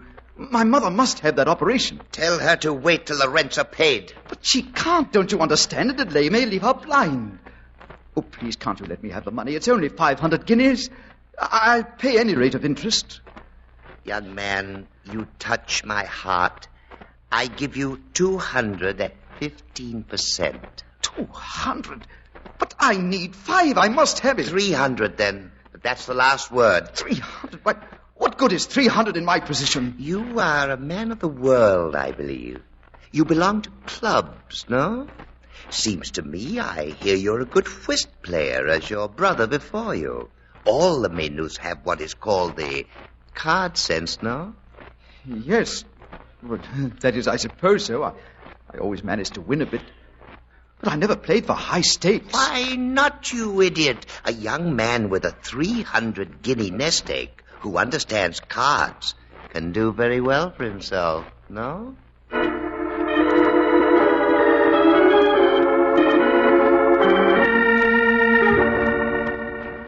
Oh, Robert, you didn't go to one of those whist clubs. Yes, Mother. I chose the Bagatelle. The Bagatelle?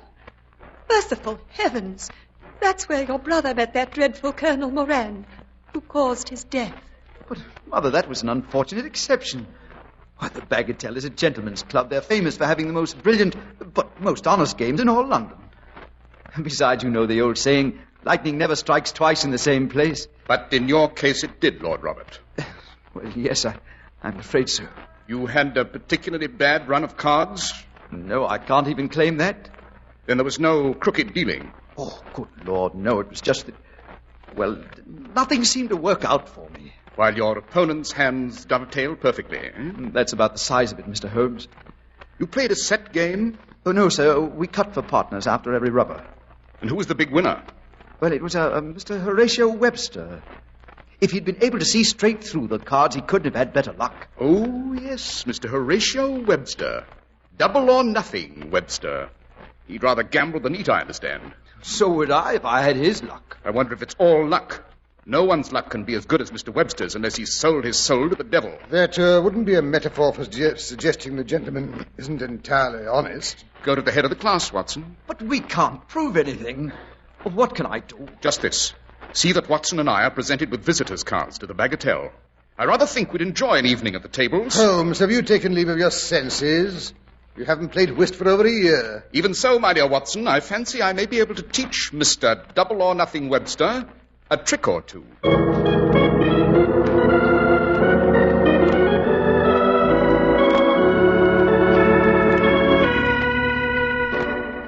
After all, Holmes, why I have to crawl into this high collar and a stiff shirt just to spend the evening playing cards is more than I can... Stop sputtering, Watson. The Bagatelle is a very elegant establishment. We must live up to the tradition. Balderdash. What's more, I can't say I look forward to having you as a partner for the entire evening. Come now, Watson. My method of playing whist may be unorthodox, but it is rather brilliant. Possibly, but it's enough to give your partner nervous prostration. You play every game as if it were poker. Now, please, Holmes, promise that tonight you won't bluff. I'll try to control myself, Watson. Now, where did I put my lucky shilling? Yes, and just remember, we've drawn every cent we have in the world out of the bank in order to have this fling. Don't be so conservative, Watson. We may lose a bit of our nest egg during the course of the evening, but don't let it upset you. Before the game's over, we shall have won back not only our losses, but enough to pay for Lady Maynooth's operation as well. What makes you so sure of that? This shilling. My lucky shilling. I can't possibly lose with that on my side. Pretty, isn't it? Where did you get that silly thing? You never carried a pocket piece before. Never needed one before. Then how do you know it's so lucky? I've been working on it all afternoon.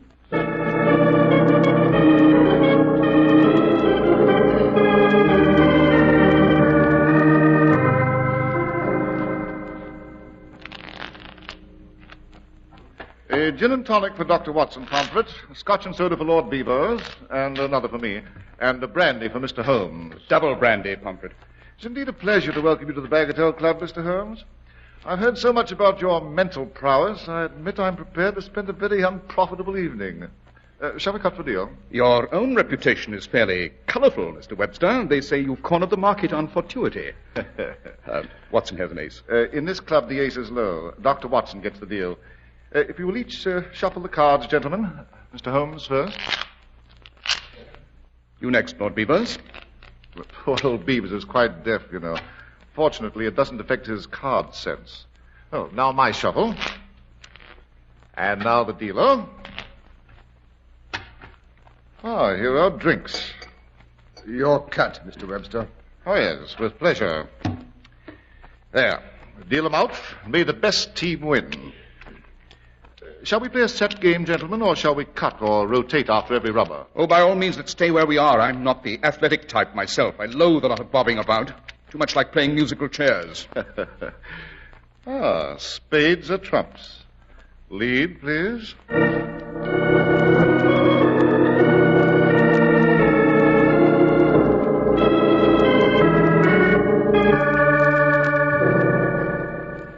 And that gives us 3 tricks, which means game and rubber. Not to mention a 4 on account.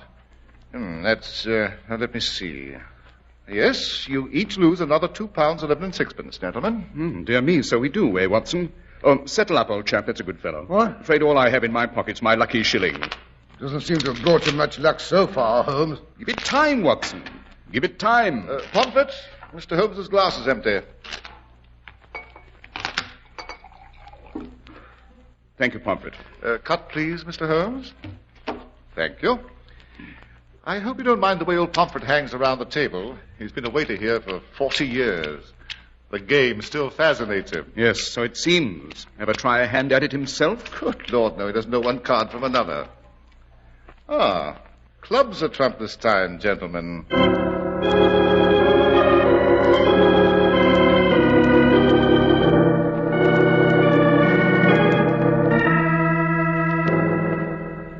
Four more points for our side. Well, I'm afraid that's another rubber for us. You better throw away that lucky shilling, Mr. Holmes. Oh, what's that, Pomfret? The same all round. Pomfret has indicated the bar is about to close. Great Scott, is it that late? You sure you wouldn't like to quit, Mr. Webster? Not me, as long as my luck holds out, Mr. Holmes. Of course, if you've had enough... Oh, not at all. We haven't even started to warm up. Eh, Watson? Warm up? Really, Holmes, the way you're playing tonight. Twice you've trumped a good trick of mine. And that last lead, what in heaven's name was that? My dear Watson, don't tell me you didn't recognize it. That's the new American lead. Fourth from your longest and strongest suit. Very ably explained in the little treatise by Mr. Nicholas Browse Trist of New Orleans, USA. Oh, to blazes with Mr. Trist.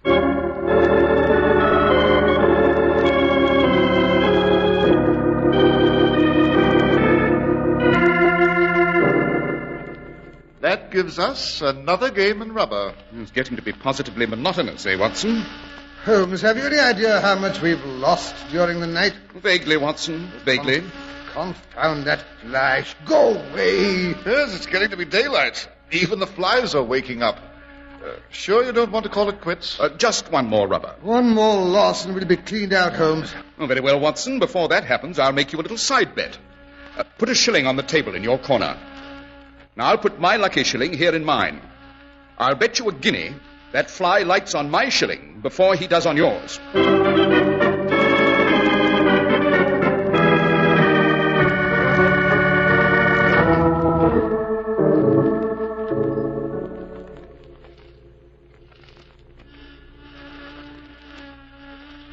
There he goes again over in my corner. That's a good chap.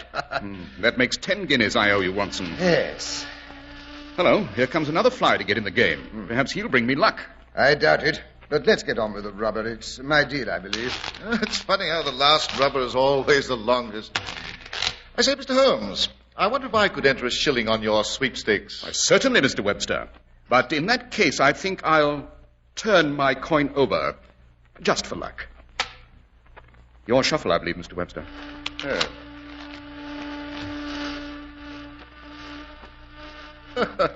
Coy little beggar, that fly. Nearly had him on my coin that time. No, by Jove, he's lit on yours, Mr. Holmes. Perhaps my luck has changed, at last. Here's 5 guineas says it hasn't. Fair enough. I'm out. That's too steep for me. Cut, Mr. Webster. Thank you.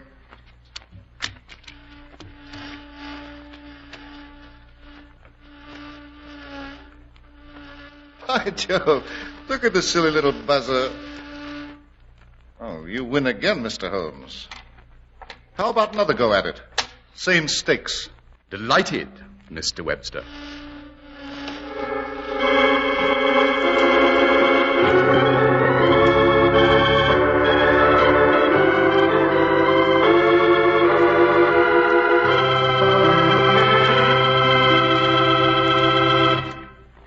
Have you ever thought this to yourself?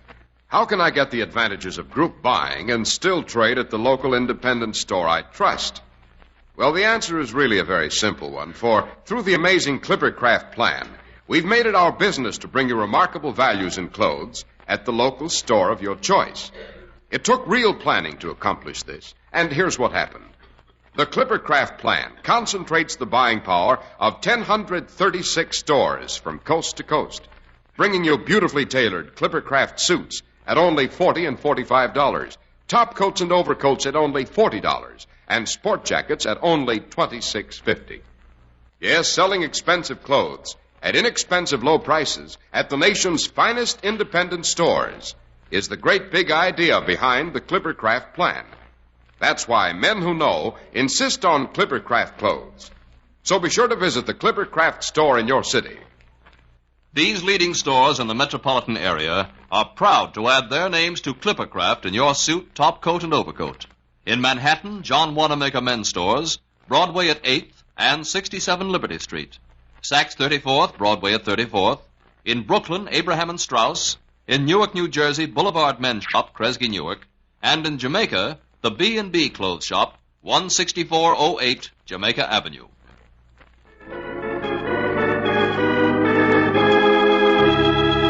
And now let's return to the Bagatelle Club, where Holmes is trying to lure a fly with his Lucky Shilling.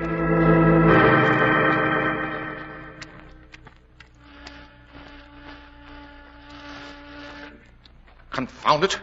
You win again, Mr. Holmes. That makes 200 guineas you owe me, Mr. Webster. Shall we say double or nothing? Sold. Oh, gentlemen, let's not forget there's a whist game going on. That's right, you are. Ah, hearts a trump. Your lucky suit, I believe, Watson. By the way, did you know that the original name for trumps is triumphs? Ah, there's the little beast on my coin again. It makes 400 guineas you owe me, Mr. Webster. I'll double the bet, Mr. Holmes. If you like. Holmes, are you out of your mind? You've nearly won back our losses. As I was saying, trumps were once called triumphs. That's what Shakespeare's alluding to in Antony and Cleopatra when he says, "She, Eros, has packed cards with Caesar and false played my glory unto an enemy's triumph." Act 4, Scene 12. Confound it, Holmes. The fly has chosen your coin again. That's 800 you owe me. The usual, Mr. Webster? Double or nothing? Holmes, are you out of your senses? Suits me, Mr. Holmes. I figure the law of averages must break in my direction for a change. Nice little fly. Careful now. There's 1,600 guineas riding on you, old chap. Careful, Watson, don't provoke. Oh, confound it, Holmes. How can I keep my mind on the game with a 1,600 guinea bet on the table? Just follow suit, Watson. Just follow suit. Oh, confound it. Will that fly never light? Patience, Mr. Webster, patience. The history of the game called whist is rather colorful, you know. The earliest form was called ruff and honors. Holmes, did anyone ever tell you the word whist means hush or shut up? Pray do so. Sorry, Watson. Confound it, Holmes. The fly has chosen your shilling. And I take the final trick, which makes game and rubber.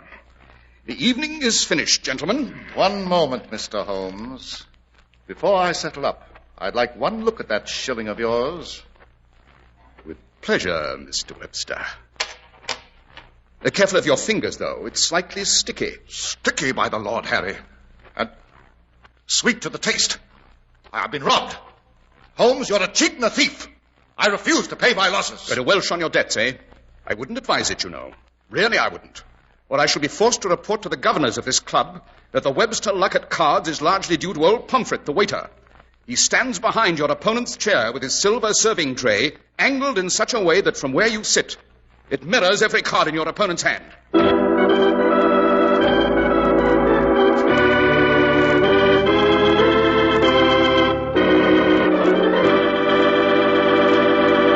Well, that was a neat little trick on Holmes' part, Dr. Watson.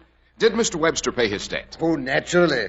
There was more than enough to cover Lady Maynooth's operation and recoup our losses. But tell me, what was it Holmes had on his Lucky Shilling to attract the flies? A mixture of rum and sugar. Absolutely invisible, you know. It's an old trick, invented by two famous racetrack touts in the 90s. When they had a particularly bad day at the track, they always managed to get into the same railway carriage with a heavy winner. Needless to say, by the time they'd reached London, the winner generally had empty pockets. And now, Dr. Watson, would you like to tell us what story you have in store for us for next week? Now, let me see. Well, next week, I think I'll tell you a story that began with a young man in a gory bandage who collapsed on my waiting room floor, and which ended with Holmes finding himself in the tightest spot, literally as well as figuratively, of his entire career. Sounds promising, Dr. Watson. What do you call the story? The Adventure of the Engineer's Thumb. The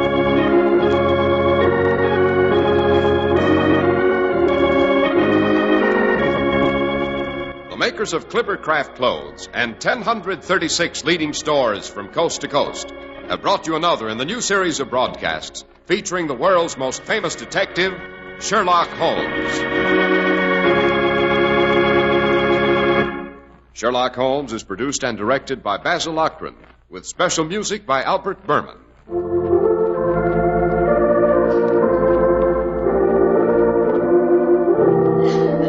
If you don't know your Clippercraft dealer, write Clippercraft, 200 Fifth Avenue, New York City.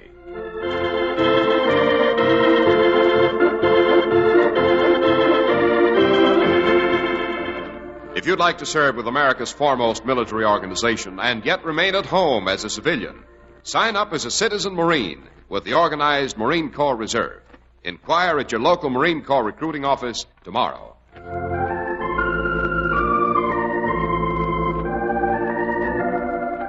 Be sure to listen next week to Sherlock Holmes in The Case of the Engineer's Thumb.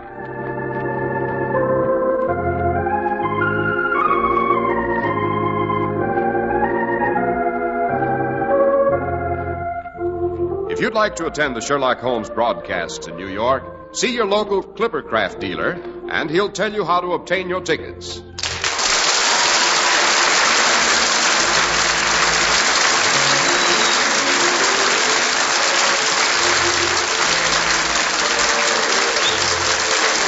This is Cy Harris speaking for Clippercraft Holmes. This is the world's largest network serving more than 450 radio stations and mutual broadcasting systems.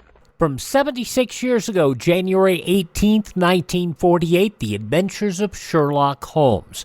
The Hallmark Playhouse next with Raymond Massey starring in Old Soldiers Never Die. You're listening to Classic Radio Theater with Wyatt Cox.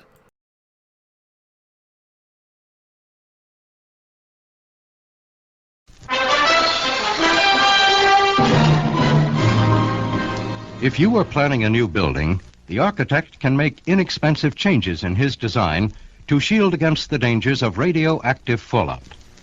This technique is called design slanting, which simply means designing for added fallout protection without adversely affecting the use, appearance, or cost of a building. To learn more about slanting, contact your local civil defense director.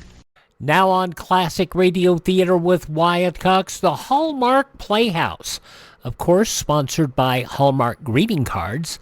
This goes back 73 years to January 18th, 1951. Raymond Massey, who always seemed old, even back in the 50s. Old Soldiers Never Die. Remember, a Hallmark card when you care enough to send the very best.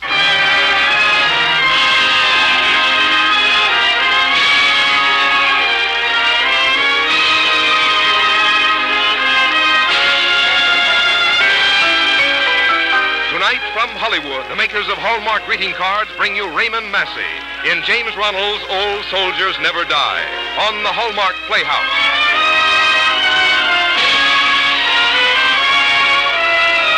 Each week, Hallmark will bring you Hollywood's greatest stars in outstanding stories chosen by one of the world's best-known authors, the distinguished novelist, Mr. James Hilton.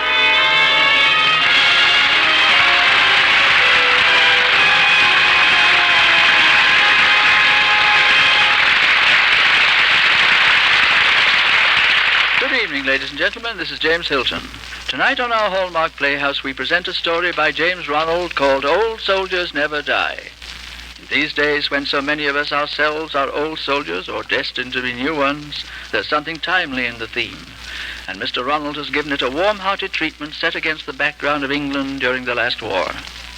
You know, the strange thing about war is that amidst all its inhumanity to man, it does make some men more human. And this, I think, happened to the chief character in our story, as you'll presently see. To play his part tonight, we have chosen one of the most notable of living stage actors, Mr. Raymond Massey. And now a word about Hallmark cards from Frank Goss before we begin the first act of James Ronald's Old Soldiers Never Die. For every occasion important to your friends and loved ones, there are Hallmark cards to carry your thoughts across the miles, across the years, often merely across the way. That's important in these fast-moving days, when families and friends are separated on short notice, when a word of thoughtfulness can mean so much. On special days and every day, a Hallmark card says what you want to say, the way you want to say it. And that identifying Hallmark on the back, as always, says you cared enough to send the very best. Now, Hallmark Playhouse, presenting James Ronald's Old Soldiers Never Die, starring Raymond Massey.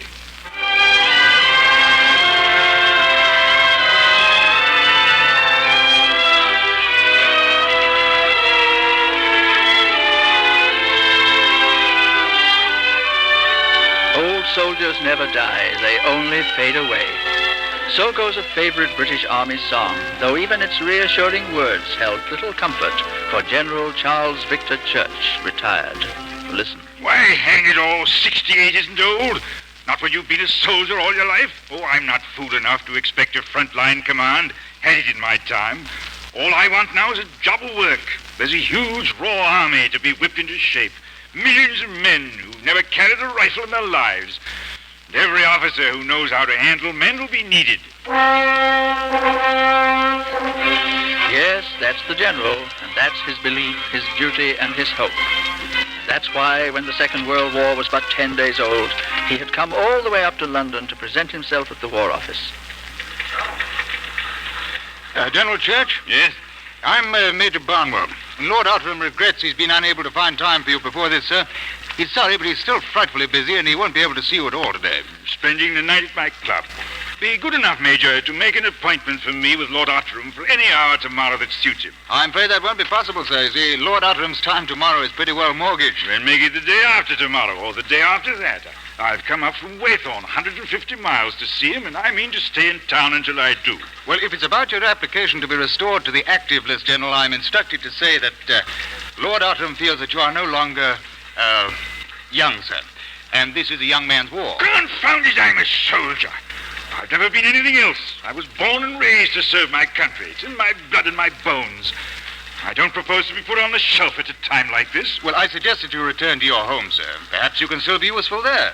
Civilian defense, now, that's going to be tremendously important in this war. I dare say, but that's for civilians. I'm not a civilian. I'm afraid, sir, a civilian is precisely what you are.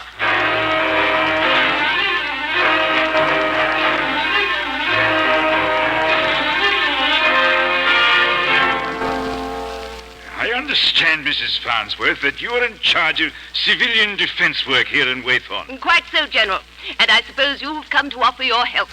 Something like that, yes. I think it's simply marvelous the way you elderly people are rallying around to do your bit. You dear, gallant old souls, so bent on doing your duty.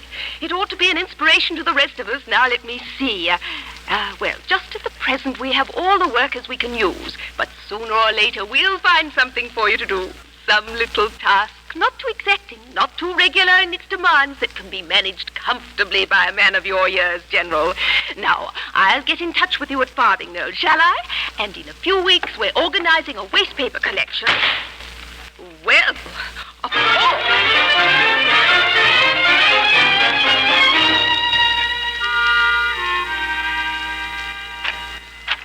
Beg pardon, sir. The phone.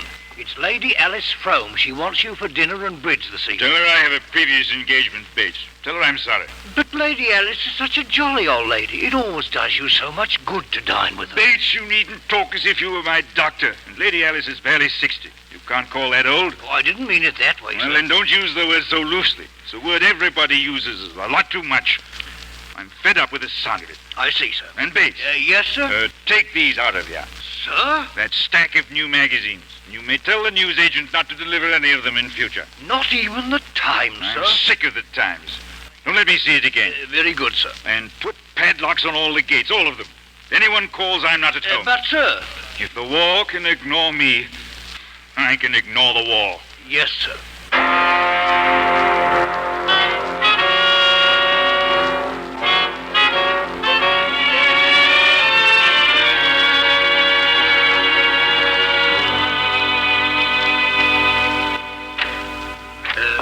Beg pardon, sir, but there's a young lady here. Bates, I was under the impression that you had been instructed not to admit anyone to the grounds or to the house. Well, it's like this, sir. Please excuse this intrusion, General Church. I'm Miss Cartwright from Waythorn Town Hall, and I'm here to inspect your house to decide how many evacuated children you can take. What?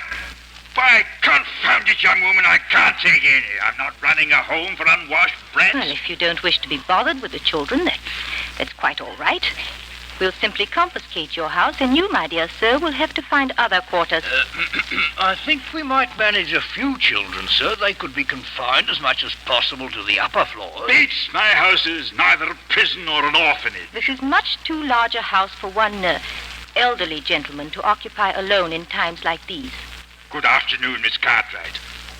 Evacuated children. Sounds as if they're afflicted with the plague. He isn't exactly going to be a father to them, is he? Oh, his bark is sometimes awful, but he hardly ever bites. With your permission, miss, I'll show our accommodations to you. Yes. Now, in the first place, the only part of the house that's habitable is this one wing. The other's not been in use for a century or more. Yes, this should do very nicely for a dozen or so children. I suppose you're like all the other householders I visit. Won't have anything but sweet, refined children from nice homes with gentle manners and soft voices. Oh, dear me, no. You can send us the dirtiest, noisiest brats you've got. You don't mean that. Yes, miss, I do. A problem child or two, if you like. What about the General? It's just what he needs. Well, if it doesn't worry you, it needn't cost me any sleep. If brats are what you want, brats are what you'll get.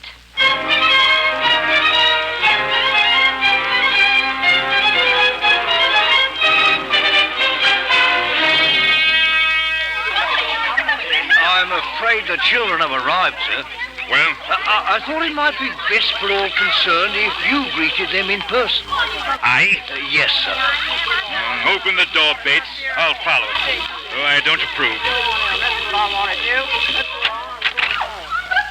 Well, children? I ain't gonna stay here, see? I'm giving it to you straight, so don't say I never warned you. And if you try to keep me here, I'll make you bloomin' well sorry for it. Warning you two, do you hear? And let go of me skirts, I'll give you a good one over the ear. Oh, on you! You smell the stinking perfume, you do. Give limping on there, Cora. You never mind the steps in being on a crutch. Come on now, help me out. Bates, Minnie, do something. Can't you plant them down? Get them in here.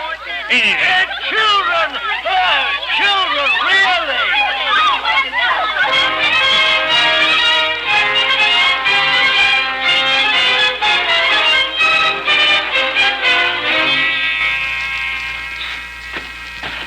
What's that, Bates? That noise? On the roof, sir. It's The roof? Hand me my torch, But, Bates. sir, it's only... I'm going up there, Bates. My electric torch. Yes, sir. Here you are, sir. I'll teach these young rascals to go scampering about my roof at night.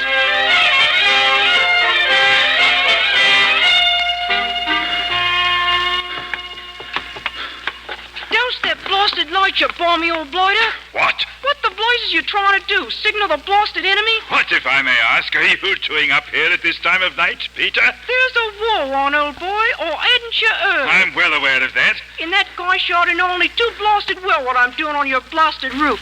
I'm keeping a watch for incendiary bombs. But confound it, boy, you're only a child. There aren't nobody too young or too old to be of use in this war. We're in a blasted mess, and not a one of us has a right to stand about with his hands in his pockets. My mom's making munitions at Woolwich, and my dad volunteered the first day of the war. He's a blasted prisoner in a blasted Nazi concentration camp now. They got him at Dunkirk. Sorry to hear that, Peter. But now I think you'd better go back to bed. Can't have you up here in the cold and dark. I've a good hour to go before one of the other kids talks over. Who's to watch for bombs if I quit? I shall. Oh, and what do you know about incendiaries? Tell the truth, not very much. Come to think of it, nothing whatever. Then a fat lot of good you'd be if one fell on the house. If you ask me, you're the one that ought to go back to bed. I'm staying here.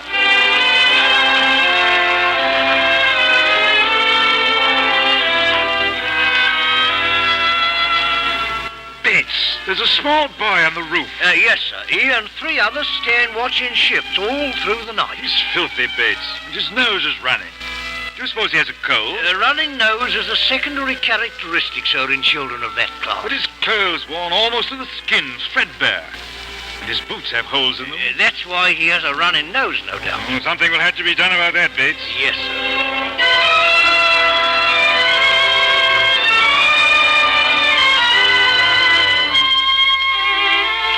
Sorry, sir, I've looked and looked, but there isn't a bolt of cloth to be had anywhere.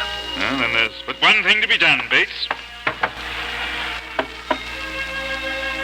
Here's your material for the boy's clothes. Oh, but you can't mean it, sir. All those beautiful suits of yours, they can't be replaced in these times. It would be a crime to take them apart. Bigger crime to let them do without when they're just kids. What will you wear, sir? Suit I have on.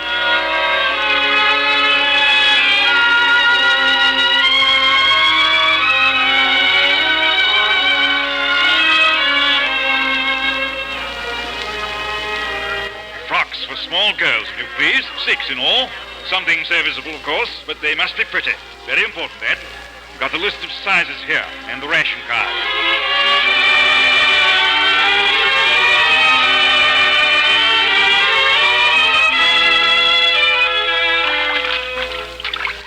ain't going to put me in the water, are you? Sorry, Billy. Simply must be done. In you go. Oh! Easy does it now. That's it. Expect you'll take it more calmly the next time. What? You're going to buy this all again? No, not for another week. Saturday night is bath night from now on. Oh, it's every Saturday night. Every Saturday night. God, blimey.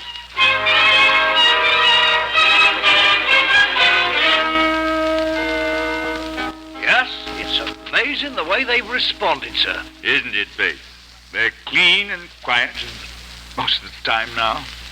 But are they happy here, Bates? And what will become of them when war is over and they return to London? To what, Bates?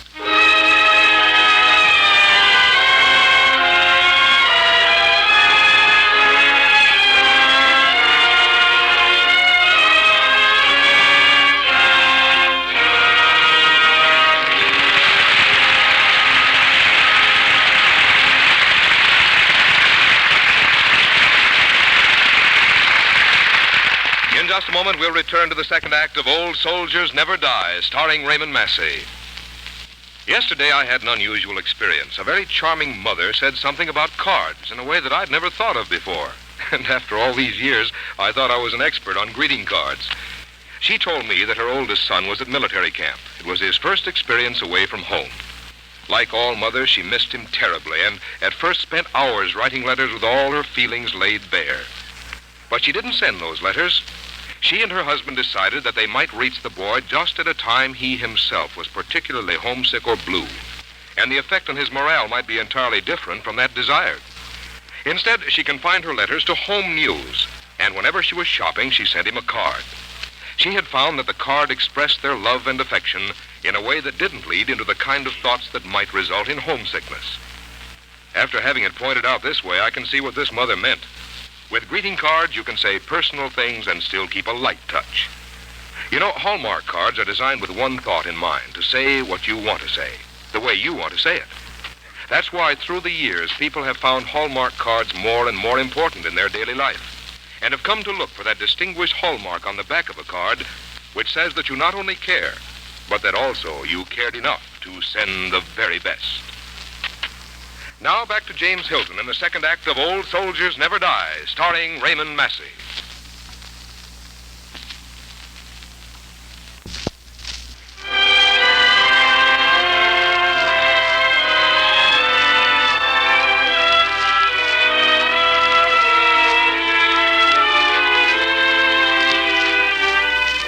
More and more, the old soldier who disliked playing the role of civilian lost himself in the job of caring for the ragamuffins from the slums of London. Progress, though sometimes slow, was always positive. Much, however, remained to be done, and General Church set himself to the task with a will and a heart. There was Limpy, for example. Limpy, the 9-year-old who had a right lame foot. Come in. Well, bless my soul if it isn't Limpy. Yes, sir. Thought you might want to have a look at me hair. Mrs. Bates been using the scissors, has she? On all us young uns. Mrs. Bates deserves a lot of credit. Didn't know she was such an excellent barber. She combed me at Beasties, too. Good and hard she combed it. Well, glad you came in, Limpy. Been wanting to have a chat with you. Me? Confounded nuisance it must be, being dependent on a crutch. Thought for a time I'd be in that boat myself. You, sir? They picked 20 pieces of shrapnel out of this right leg in 1918. Broken in 2 places as well. Surgeon by the name of Ames put me on my 2 feet again. Took 7 operations. Shouldn't like to have Ames have a look at your leg, I don't suppose. No, it'd hurt. Suppose it would. Might hurt a good deal. Still, no one would willingly be a cripple for life, eh, Limpy? Of course, Ames might not be able to do anything for your leg. Only an X-ray would tell that. I'm not brave like you. Brave? Oh, wasn't brave at the time, I can tell you. I was in a positive blue funk. You, sir? Afraid, sir? Terrified, Limpy. Terrified. But you got all them medals. Oh, don't get medals for not being afraid, Limpy. Get them for seeing through to the end the job you're scared of in the beginning. You're sure it would be the very same doctor, sir? The very same doctor. Would I have to go to hospital? Cottage Hospital in Little Thorpe. Awfully friendly place. Phone them up first thing in the morning, shall we? And arrange for the x-rays. If they tell the right story, we'll lose no time in sending for Ames.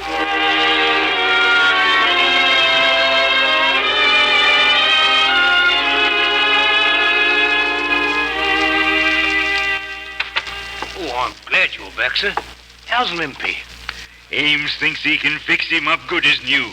May take a couple of operations. Oh, the Lord be praised. I only wish the news here at Farthing Knoll were as cheering. What's up, Bates? I'm afraid young Billy's got a case of the measles. Measles? Yes, sir. And the other ones are bound to get it, the little ones anyway. Oh, nothing so tragic about that, Bates. All kids get the measles sooner or later, I suppose. Yes, sir. And then there's Minnie again. Mrs. Bates is worried about her. Up to her old tricks, eh? That it? Worse, sir. She's been primping and perfuming herself all evening, and at her age, too. And she's out there in the lane with the soldier. Huh. Well, she's my responsibility, I suppose. Don't want to be a prying snoop, Bates, but certainly is up to me to do something about it.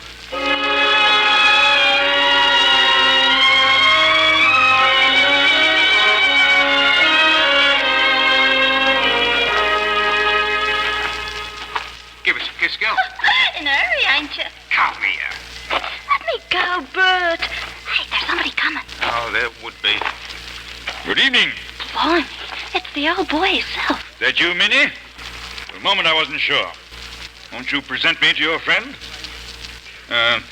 My name is Church. I'm by way of being Minnie's guardian for the present. Oh, pleased to meet you. Bert Hawkins, my name is. Chilly evening, Hawkins.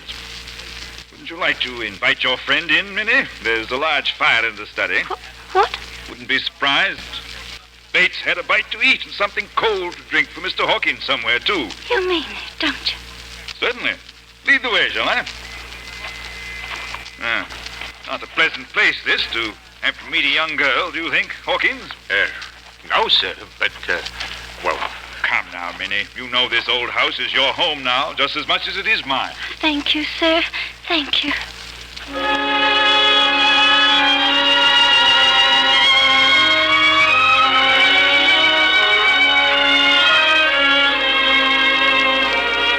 Well, Limpy, about ready to leave the hospital? Come home to Farthing Knoll? Yes, sir. Ames is sure you can walk. He told me so himself. But Dr. Ames ain't me, sir. He's the one what's sure, not me. Bought something for you, Limpy. Something you've wanted for a long time, although you never said so. What is it? Shan't tell you. I'll put it over here on this cupboard. You have 2 legs. Go and take it for yourself. I can't do it, sir. I'm afraid. I know you're afraid. Put both feet on the floor and walk. Good boy. Good boy. God blimey.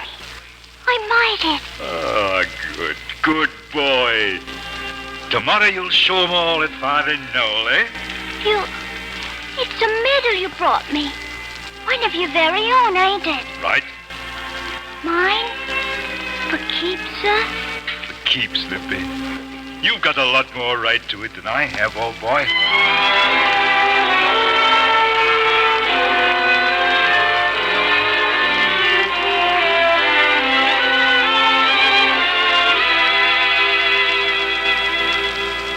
Lovely countryside, eh, Peter, when you see it like this at night from top of the roof? Yes, sir. Hardly know there was a war on.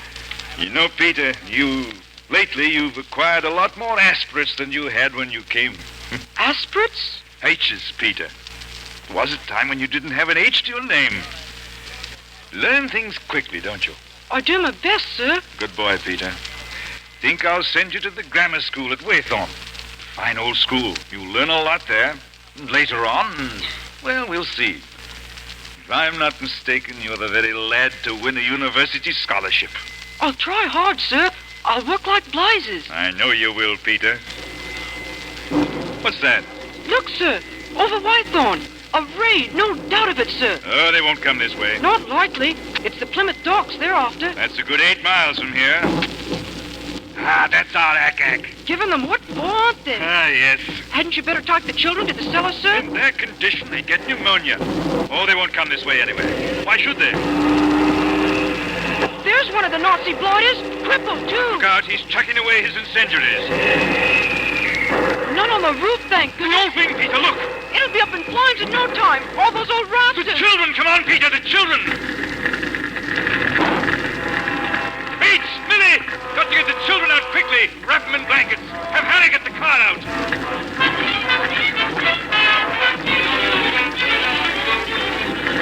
This side of the house will go up any minute. There's a gush of flame on every landing from the doors to the old wing. Take charge here, Bates. Peter and Minnie will help. I'll see what I can do about those doors.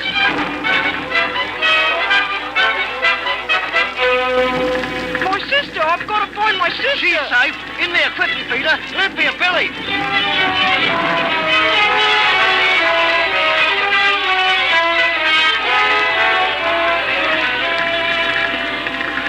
That's the last of them. All safe and sound. Where's the general? Didn't he come out? Come on, Peter. Harry.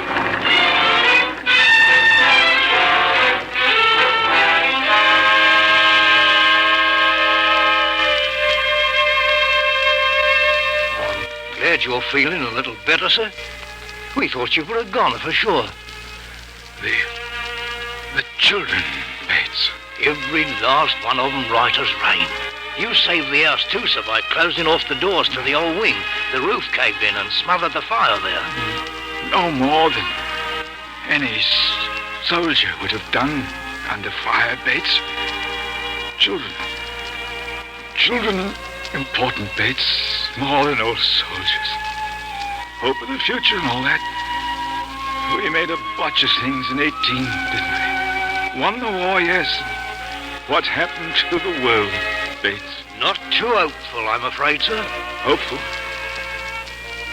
There's always hope, Bates, as long as there are children.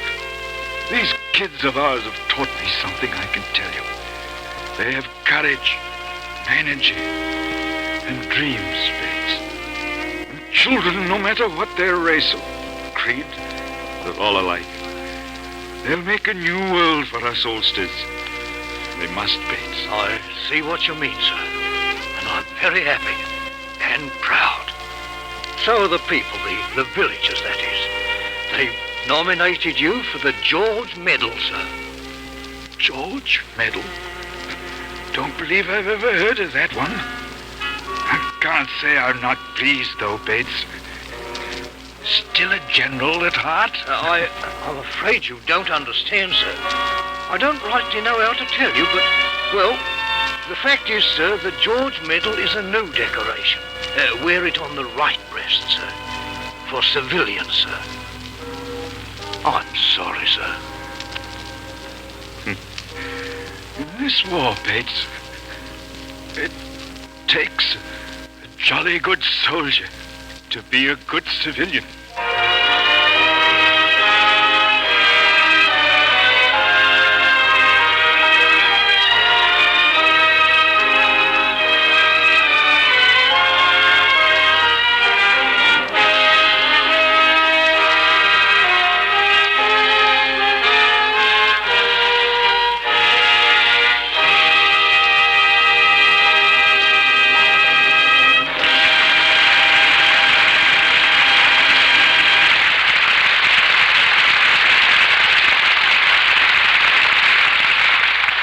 Raymond Massey and James Hilton will return in a moment.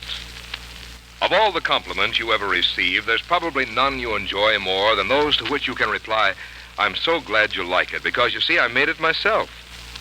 Here's a way to let your children experience this pleasure and at the same time teach them thoughtfulness, and in a way all children will enjoy. It's with the Hallmark Make Your Own Valentine Kit. In this kit are gay red cards, lacy white panels, and special cutout designs. There are perky kittens, baby chicks, puppies, ducklings, appealing little animals that youngsters love. It's so easy because it's all done without scissors, paint, or glue. For only $1, this Hallmark kit contains the makings of 16 Valentines. There are other Hallmark make-your-own kits for as little as 50 cents. Ask for them at the store where you buy all of your Hallmark cards. Look for Hallmark on the cover of the box. the same symbol of quality you always look for when you care enough to send the very best. Here again is James Hilton. The old general was a fine character, and you brought him to real life for us, Raymond Massey, with your vivid performance. Thank you. He was a great old fellow, wasn't he, Jimmy? I like to play characters like that. They're honest and sincere. Qualities that you Hallmark folks talk about and understand so well. And speaking of Hallmark, I was most interested in what Frank Goss just said about the make-your-own Valentine kits. Sounds like a very worthwhile idea. But what have you planned for next week, Jimmy? Next week, we shall dramatize Kurt Carroll's The Golden Herd, a romantic story of the early Southwest at one of the most adventurous periods in our country's history. And for our star, we have invited Bruce Cabot to play the leading role. Our Hallmark Playhouse is every Thursday. Our director-producer is Bill Gay. The music of Sir Edward Elgar Tonight was adapted by Lynn Murray, and our script was written by Axel Grunberg. Until next Thursday, then, this is James Hilton saying good night.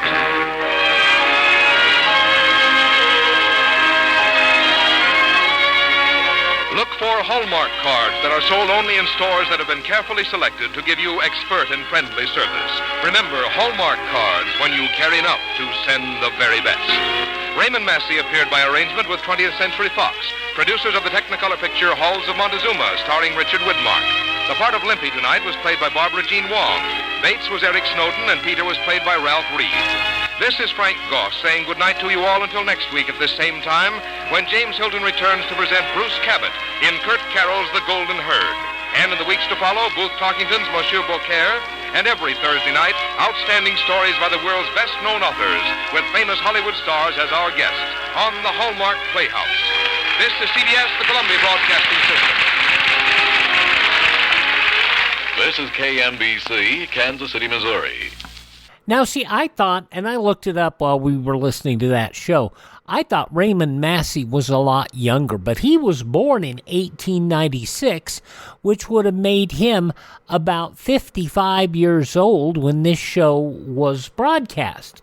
Now, I know in the 1960s, he looked old as Dr. Gillespie, but then he was old. I mean, in 1961, he would have been 65 years old doing that. So, you know, there was a reason for that. He died in 1983 at the age of 86. A wonderful actor, don't get me wrong, but he always seemed to play old roles. Maybe that's just the shows that I saw of him.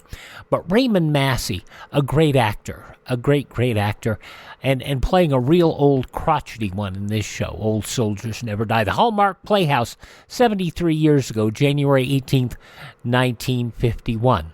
Here on Classic Radio Theater. Tomorrow, the Cavalcade of America, Sinatra as Rocky Fortune, also The Magnificent Obsession on Screen Guild Theater, Calling All Cars, and Lum and Abner. But next, we will head to the Funny Papers and an episode of The Adventures of Jungle Jim, right here on Classic Radio Theater with Wyatt Cox.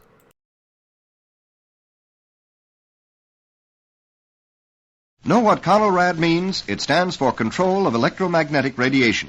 Sounds pretty complicated if you're not an electronic engineer, and yet all you have to do is dial your AM radio to 640 or 1240 in the event of an enemy air attack. And thanks to CONELRAD, you will continue to receive official information. Remember, in times of civil defense emergency, for official news and civil defense instructions, dial CONELRAD at 640 or 1240 on your AM standard radio. And I've said this before, operationally, CONELRAD was pretty complicated. For you only had to tune to either 640 or 1240. But the switching and making sure everything tuned up right, because remember, there were no digital tuning at that point in time. You had to have crystals, and then you had to retune everything so the signal came through right. It wasn't easy, but thank goodness we never really had to use it.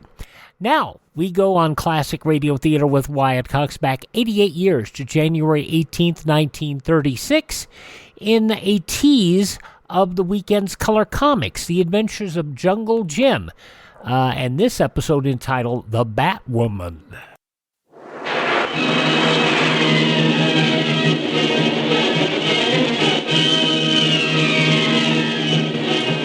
Presenting The Adventures of Jungle Jim.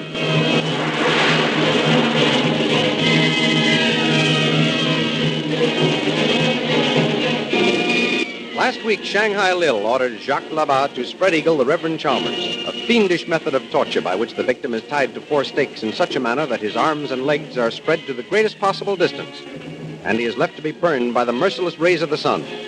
When the Reverend Chalmers had been placed in this cruel position, the Batwoman came to taunt him and assured him that she had only begun to get her revenge. In the meantime, one of the sentries posted by Shanghai Lil spied Jungle Jim, Lin Chalmers, and Kolo. With one shot, Jim dropped him out of the tree. At that moment, the throbbing drums started telegraphing the news of their arrival. The thrilling adventures of Jungle Jim are pictured each Sunday in the Comic Weekly, the world's greatest pictorial supplement of humor and adventure. The Comic Weekly, each page printed in full colors, is distributed everywhere as an integral part of your Hearst Sunday newspaper.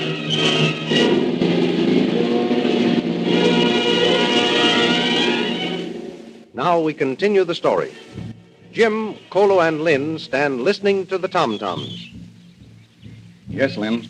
Those throbbing tom-toms are telegraphing our arrival, all right. We've been discovered. Yesy, missy. We all same scene. But who is so interested in us that the news should be sent the moment we're sighted? Probably the Batwoman. You're right, Tuan Jim. Batwoman. Batwoman? What are you talking about, Jim? Well, you see, Lynn, Kolo tells me that the instigator of this new jungle religion is a woman who wears a bat costume when she conducts the weird voodoo ceremonies.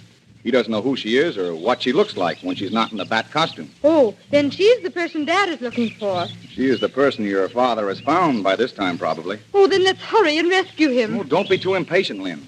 I know how anxious you are to get to him, but we mustn't proceed too rapidly. We can't proceed too rapidly from me. Yes, I know, Lynn. But we're not in Burrawani or Singapore with the law behind us. We're in the jungle where there is no law, and it's every man for himself. I'm sorry, Jim. I'm such an impetuous fool about the jungle. But the fact that we haven't caught up to Dad makes me terribly upset. I'll try to keep calm. What are we to do now? Well, we'd better proceed cautiously. We're in enemy territory, and there may be traps spread for us everywhere. You're right, Tuan Jim. We must watch out long here. Kolo knows this country pretty well, don't you, Kolo? Yes, Tuan. Kolo know. Do you know where this Batwoman is hiding, Kolo? No, missy. Batwoman no been here long. No have been able look for Batwoman camp. But you think we're headed for it? Yesy, missy. This must be place where Batwoman live. How does he know that, Jim? How do you know, Kolo? Look. Gun this fella shoot at you, Tuan Jim. Nobody but boys of Batwoman have gun all same this. Sure about that, Kolo? Me sure, Tuan. Boys tell Kolo about look machine. Here. Oh, you mean the telescopic sights? The what? These barrels fastened to the rifle here, Lynn. They make it possible for a person to get a line on a target almost, a mile away. Kolo's right. These aren't common down here. Boys tell Kolo, Batwoman, only one use look machine. Then in that case, we're in her territory, all right. Oh, thank heavens we've got more of an idea what's happened to Dad. What makes you think we know anything new about what's happened to him, Lynn? Why, Kolo says this is the Batwoman's territory. If it is, then we know he hasn't been captured by the Noro men. We know he hasn't been killed. Maybe. Why do you say that, Kolo? Batwoman very cruel. Batwoman torture. Then kill. Oh, no. Shut up, Kolo. You didn't have to tell her that. Then it's true, Jim. Well, I'd like to be able to say it's not, Lynn, but I don't know. I've heard the same thing that Kolo just told you, but let's hope it's just native imagination. Whether it's native imagination or not, Jim, let's go to Dad as quickly as possible. That's just what we're going to do, Lynn. Kolo, lead the way through the bush.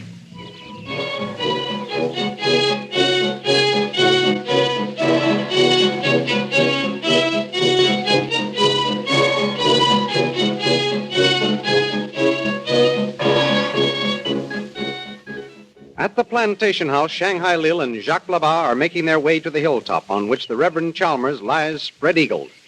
You haven't heard a sound from the parson, Labat?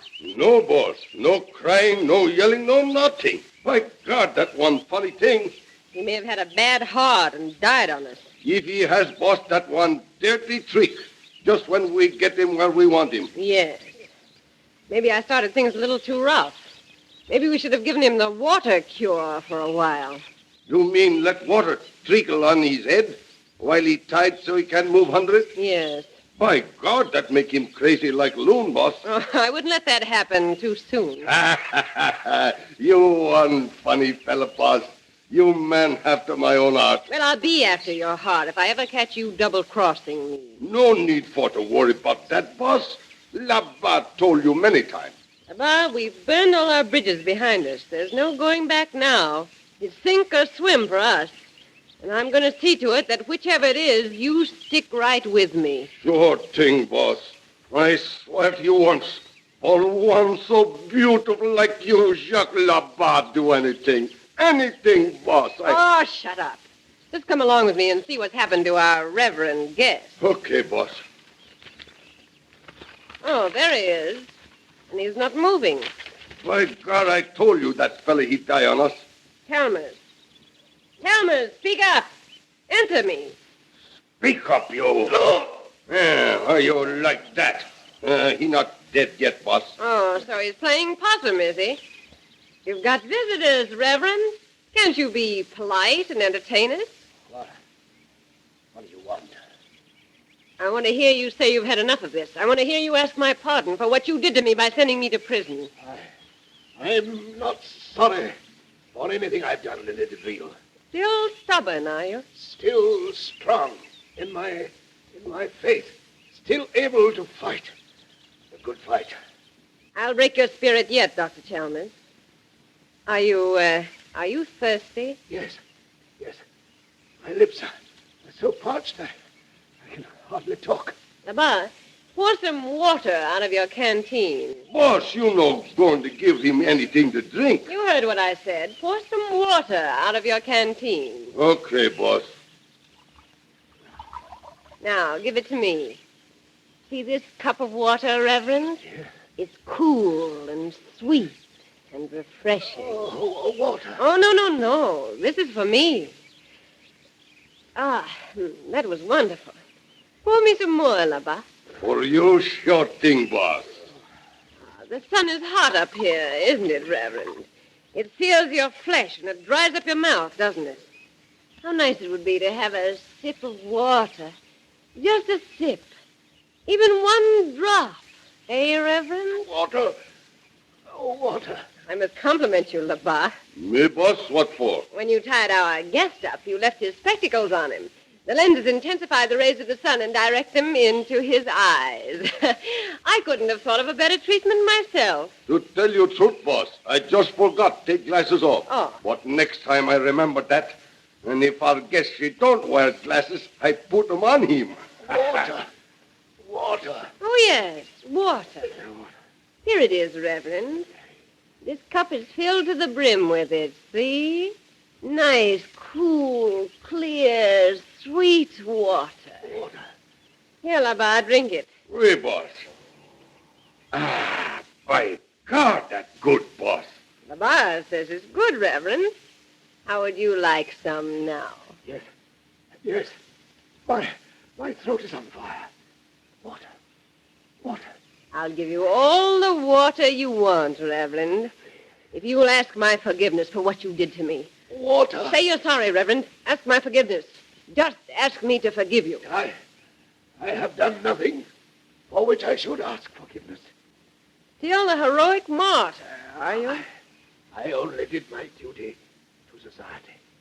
You sinned, and you had to pay. Shall I kick him again, boss? Wait, Labar. You listen to me, preacher. It's your turn to pay, and I've only started to make you pay. Boss, drums. That mean they come. Oh, shut up. I know what that means. We've got to get back to the plantation house. Here's that drink of water, Reverend.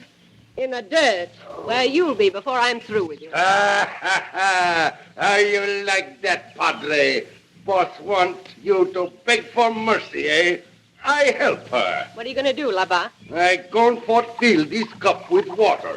Put it here where the Padre see it every time he turn his head.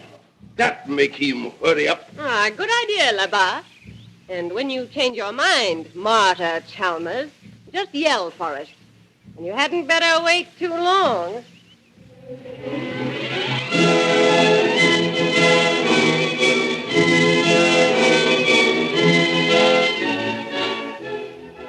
Meanwhile, Jungle Jim, Lynn Chalmers, and Kolo advanced through the territory of Shanghai Lil.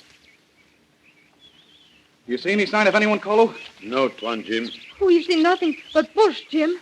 Are you sure we're not just going around in circles? Of course, Lynn. We're still on the trail broken by Mamba.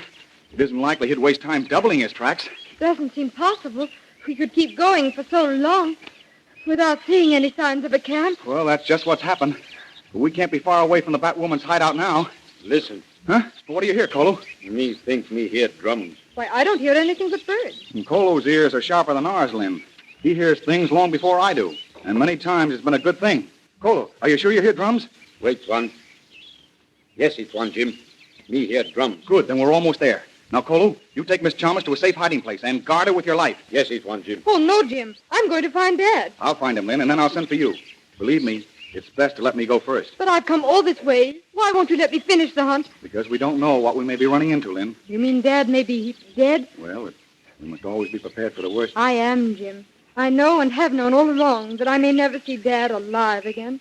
But I've got to be sure of what's happened to him. I can't just sit around somewhere and wait to hear. I've got to know for myself, Jim. So I'm going with you. It isn't only because of what may happen to your father that I'm insisting on Kolo hiding you. What other reason have you? Well, if all three of us are captured, our chances of rescuing your father are gone. We'll be in the same fix he is. Oh. Somebody must be left on the outside to effect the rescue, when all plans are laid and the situation sized up from within. I see. So I'm going to push on alone.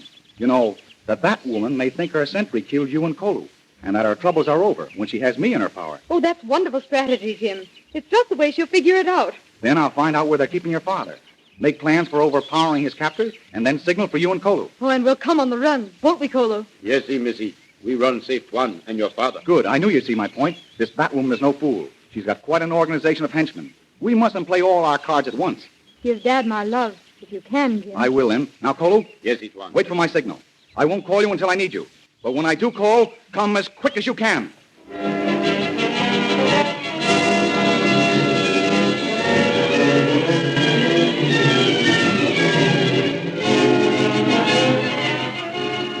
Meanwhile, the Reverend Chalmers, badly burned by the tropical sun, is released by two natives and brought to the Batwoman.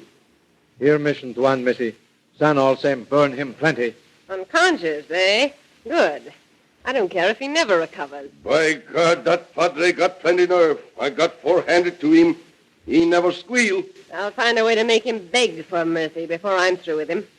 No man will be a stoical hero around me. How you do that, boss? Make him squeal. If physical torture failed, there's always his weak spot to be played on. His daughter? Yes. By God, boss. We can use her to make him beg. Remember, will you? Throw him in the dungeon. Yes, Missy. Then report back to me. Now, Labar, those drums told us of our approaching visitor. We must prepare a welcome for our friend, Jungle Jim.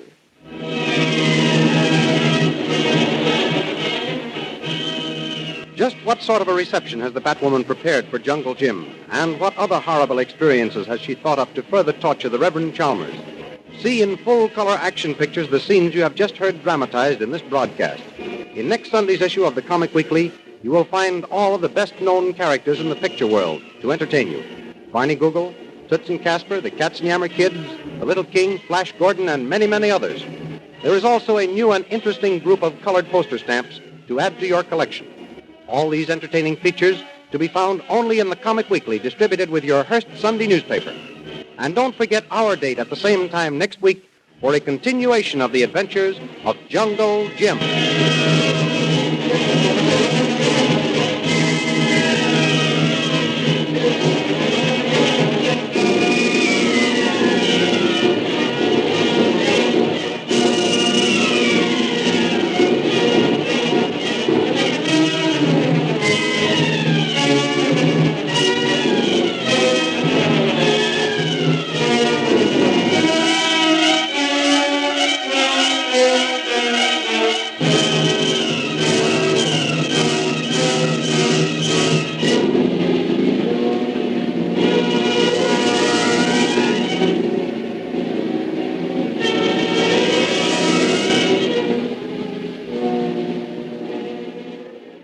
January 18th, 1936, The Adventures of Jungle Jim here on Classic Radio Theater with Wyatt Cox.